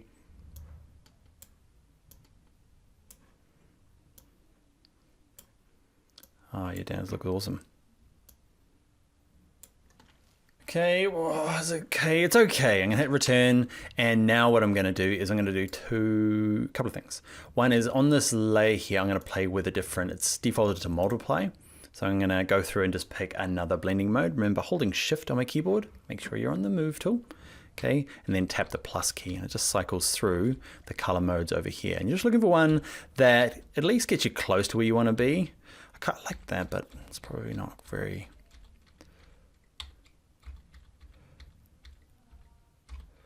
I do like what linear burn does to the wood. Can I find anything else that I like? No. Maybe a linear light I like, but it needs to be kind of reduced, especially out here where it shouldn't be. It should be kind of maybe dark in here, but not further out. So what I like to do is just add a layer mask to the drop shadow. Make sure you're working on your mask. Grab your paintbrush, okay, just your B key. I'm going to make sure that my blending mode is normal. We played around in an earlier tutorial to change it to overlay. And in terms of the opacity, I'm just going to kind of like remove parts of it, but I want to turn the opacity of the brush down. We're going to use our shortcut along the top of our keyboard. Just remember 1, 2, 3, 4. So maybe 30%. You see the opacity changes, 40, bit of practice. Okay, so I'm just going to kind of build this out. Maybe even lower, 10%. Just kind of clicking and dragging and working it, especially maybe over here. The back there. I'm trying to make it look realistic. All right, I'm okay with the shadow. Maybe it needs another bit of blurring. So you can click on this, then go up to filter and use blur. We're gonna do blur later on, but don't worry, everyone uses Gaussian blur. So do I. You might just blur it up a bit more. So one of the other big obvious things I can see is that it's just got a blue cast to it. This background's got quite a warm yellow feel to it, whereas this has got quite a blue cast. And it's making this stand out too much. So with this layer selected, let's even name it. Let's go crazy. Smoothie. Okay, and with it selected, let's go to adjustments and I'm gonna use color balance. Which one is you? There he is there. Okay, second line, second in, and I'm just gonna shift the blue to yellow. Now, at the moment it's doing it to the whole thing. So if you click on this, remember it says, I'm only going to affect the layer just underneath me, which is smoothie.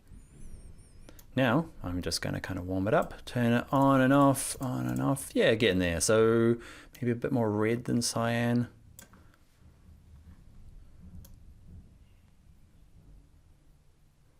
Give it a little bit of green for the green smoothie. Do you like it? I feel like it sits in there a bit nicer. Next thing I'm gonna do is fix up this glass. It's like really bright compared to the background. It's not showing through any texture, and you'll run into this problem with glass. Glass is tough for this. So I'm gonna do a kind of a caveman fix. I just want to show you what I would do now. Okay, so I'm going to zoom in. What I want to do is work on the mask. I'm going to use my paintbrush. I'm going to make a nice small brush. I'm going to have the opacity at maybe 20%. How hard is it going to be? Hardness at 0. I want it nice and fluffy. Because what I want to do is I'm going to leave a lot of the whites. It's this gray stuff The blacks are good, the whites are good. Often when you're working with glass, it's the midtones that are the background. So I'm just gonna caveman it and do this. Just painting it out. Okay, so I'm just kind of painting it out in little parts. Why? Because it's showing through the background a little bit, bringing through that kind of reddy ochre that's in there. Okay, and just making the glass a bit more translucent. Total cheap trick rather than getting too complicated about it. Changing the colors and stuff would work, but if we put it on a different background, at least this technique is going to show through the background a bit more. I might remove a little bit of the glass as well. I mean the highlights, just to kind of lighten it up a little bit. To show you what I mean is, remember we can hold down the Option key on a Mac, Alt key on a PC, and just click on the mask and just see what I'm doing here. So pretty primitive, but you can see it's just starting to kind of blend in a bit more. If I move the background, give it a name, you can see it just kind of moves there and kind of takes on a bit of the background through it. And that should be it. But this bottom down here is annoying me as well. There's like a weird reflection that just wouldn't happen on this desktop, I feel. So you could work on the actual image and maybe darken it. I'm just gonna work on the layer mask because I don't want to destroy the image. I'll do the same thing with my brush tool. Just gonna kind of lower this a little bit, just the bits I don't like. Letting the wood kind of peek through. All right, how much do I like it? I'm pretty happy. I'm okay with that shadow doing weird stuff. One last thing. I know there's just one last thing, but weird thing that happened. I created a new layer, and because it was in between my adjustment layer and the image, kind of did this weird thing where it became what's called a clipping mask for this image. That happens all the time. Just drag it underneath, make sure that is still using this option connected to the bottom. And my layer here is going to be extra shadow.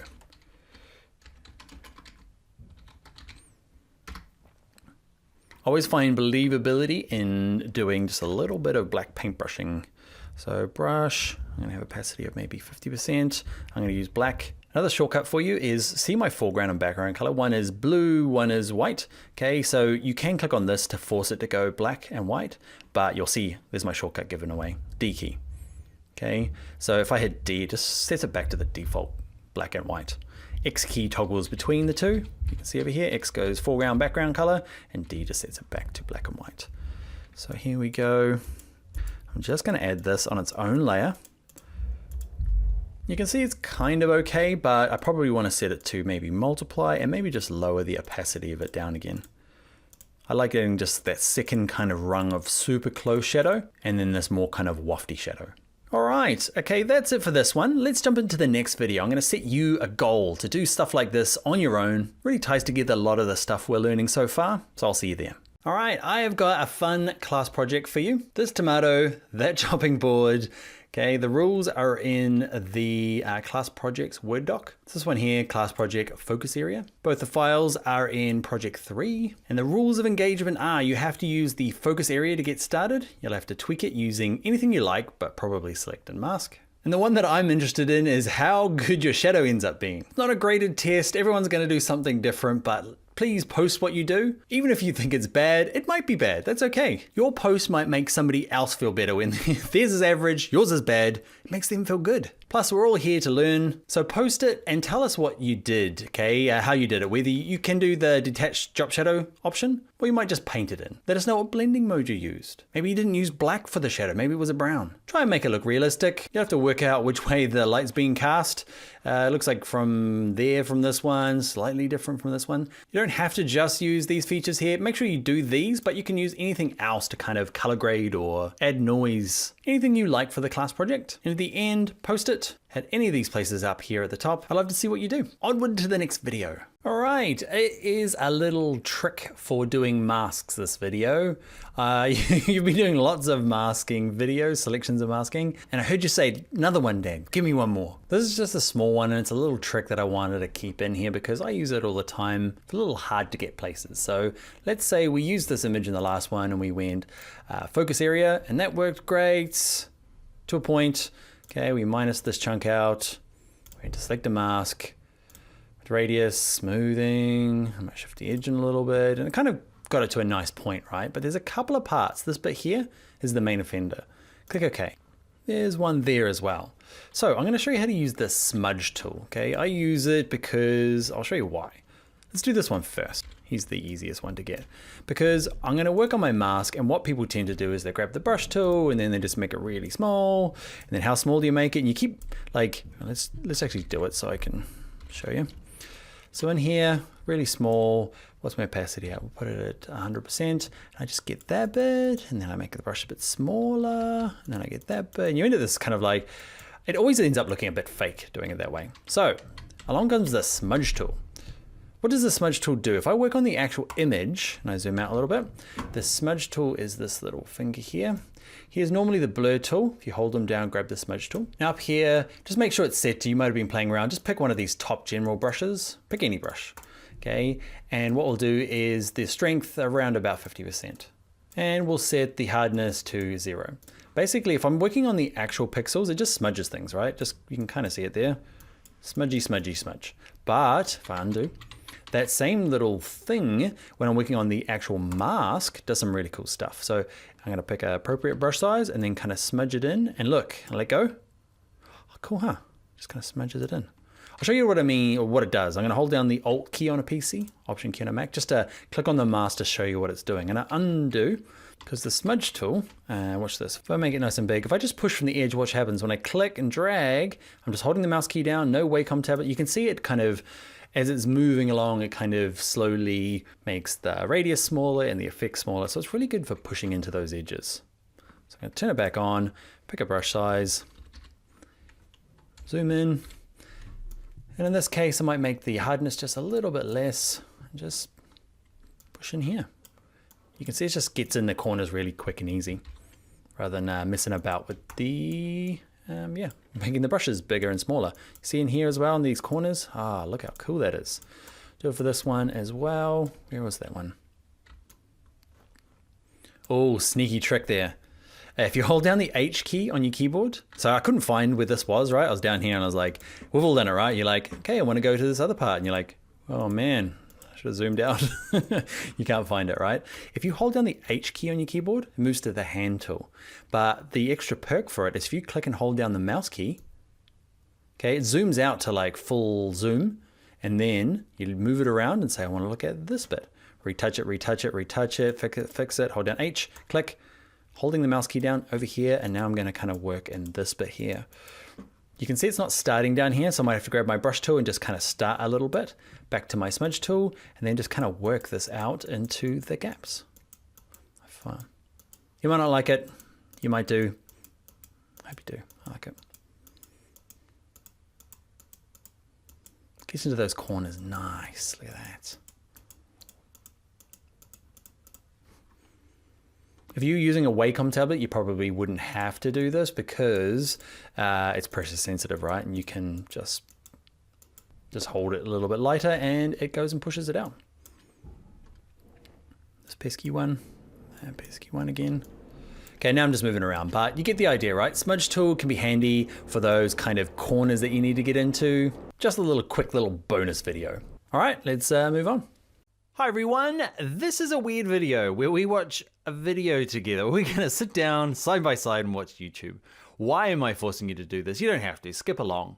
But what I wanted to show you is kind of the future of Photoshop, just so that you're in the know. I love being in the know. And it's all about masking out things out of images. And it's something called deep fill, which is something Photoshop is developing in the background. It's not in the product yet, but will be in the future. Just so it gives you a kind of a secret backstage pass of what they're doing. They announced it at last year's Adobe Max conference, which is their big conference they have every year, at something called the Sneaks, which is the last day. It's my most favorite part of the whole conference. And they just kind of show you stuff that's going on in the background. Not available yet, but will be. And it's pretty amazing. All right, so let's watch it together now. You can skip ahead to the next video or later on, just go and check out Project Deep Fill. Otherwise, sit back, relax. I've skipped the intro. Let's just jump in. More about it, please welcome Jaiwei Yu. Thank you. Hi, I'm Jiahui, and today I'll introduce some image hole filling technologies. As you all know, that Photoshop already have a very powerful image hole filling tool called Content Aware Fill, which can be used to remove distracting objects or undesired regions in an image to make it nicer. It works well in most cases, but my case here is quite complicated. Here, I have a sapphire. So I want to remove this region here because of the annoying alchemy. So I mask the region here. Oh.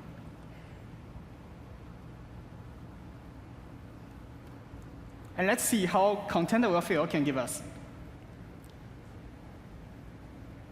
Well,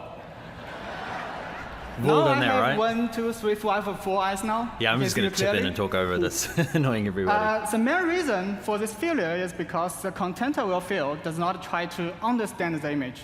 And it's only relying on copying the surrounding areas, the surrounding pixels, into the whole. And we believe a good image hole filling system should be able to understand the face and fill the nose with the nose, not the eyes or mouth or something else. So to bridge this gap and solve these really challenging image hole filling problems, we introduced the project Deep Fill. We leverage the power of Adobe Sensei, deep learning, deep neural networks, and develop the deep fill that can understand the image. Here, let's see how it performs. I press the deep fill button, and yes, it can. Cool, huh? What if we mask the entire eyebrow? Can deep fill return us a new one? Well, let's try it. Here I mask the eyebrow. Oh, let's see content-aware fill first. Well, this time it copies the mouse into the location of the nose, and let's see the deep fill. Well, it can successfully hallucinate a new eyebrow for you. So,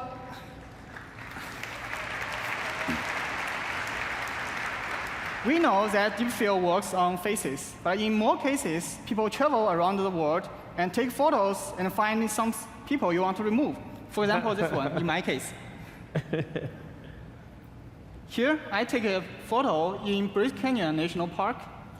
Well, it's a wonderful arc, beautiful weather, but I find two people on the top.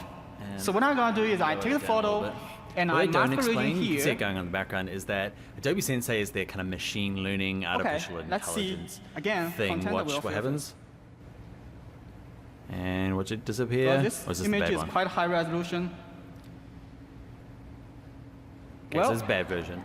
What Adobe Sensei is doing is it's looking at other people's images that they've found online. So it's crazy. It goes off and says, you've taken this photo of a popular spot. I'm going to go off and see if I can find it. Adobe Sensei is going to go off and see if they can find it online and grab data from that and put it into your image without you asking. It's crazy. Wait for it. This one looks visually realistic, but it's not semantically correct because it's not arc anymore. So with our deep fill, by the way, we can mask multiple regions and hallucinate it in one shot. Let's see it.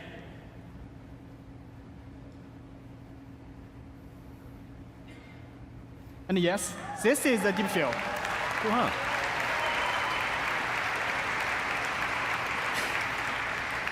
One more thing. Given the deep fill, users still have no control over what the deep fill will fill in this masked region. Of course, we can provide multiple solutions for users to choose. Another But what if we thing to can draw mention some simple is that sketches, like if this you are one? like me and kind of cross over into the video world, they're looking to do Here this is exact another same thing, wonderful but in arc. live action. And I want to so, create some unique like features, people's like this. videos that they've got mask the region online here. can be used to I want to mask draw a out heart. I live action. So select the people sketch walking in front tool, of your, and you I know, draw a heart your here. video of Well, I'm not the good at Eiffel drawing Tower can be masked with out mouse. because there are enough videos online, enough data to kind of re-represent that. Oh, it's the best Back part into I it. can draw now. So with the deep fill, let's see how it performs. And yes,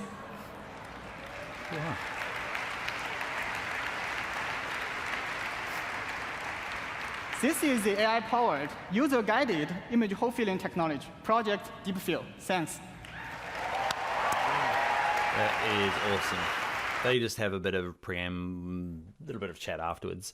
So yeah, it's just looking at data that exists online and tries to use your image. Photoshop dives into the internet and says, oh, here's some images that are the same or we think are the same, and starts using that to put it together rather than what's just in the image. They call it Adobe Sensei as their kind of like background robot learning, machine learning, artificial intelligence stuff. You'll see more and more of this into Adobe. Content-aware fill is pretty amazing by itself, but when we get into this kind of like reaching out of Photoshop and out of the image, things are going to get pretty cool. Also note, if you, this is Adobe Max, this is in Vegas last year. It was my first time, it was so good. If you are going to this year's one in LA, drop me a line. Like what we'll do is, if any students are going and we want to hang out, we'll just grab a beer one night and we'll see if we can get a few students together and yeah, we'll just have a little chat. Doesn't have to be anything too special, but if you are going to Adobe Max, let me know. All right, that is enough YouTube watching together. Let's jump into the next group of videos. Hide it up. Hi there, me again. If you enjoyed the video, could you give it a thumbs up? Consider subscribing to my channel as well. I give away lots of this free stuff. This particular video is just one video of over 100 videos that's in my full Photoshop Advanced course. So there'll be a link in the description for that if you want to go check that out. All right, happy YouTubing.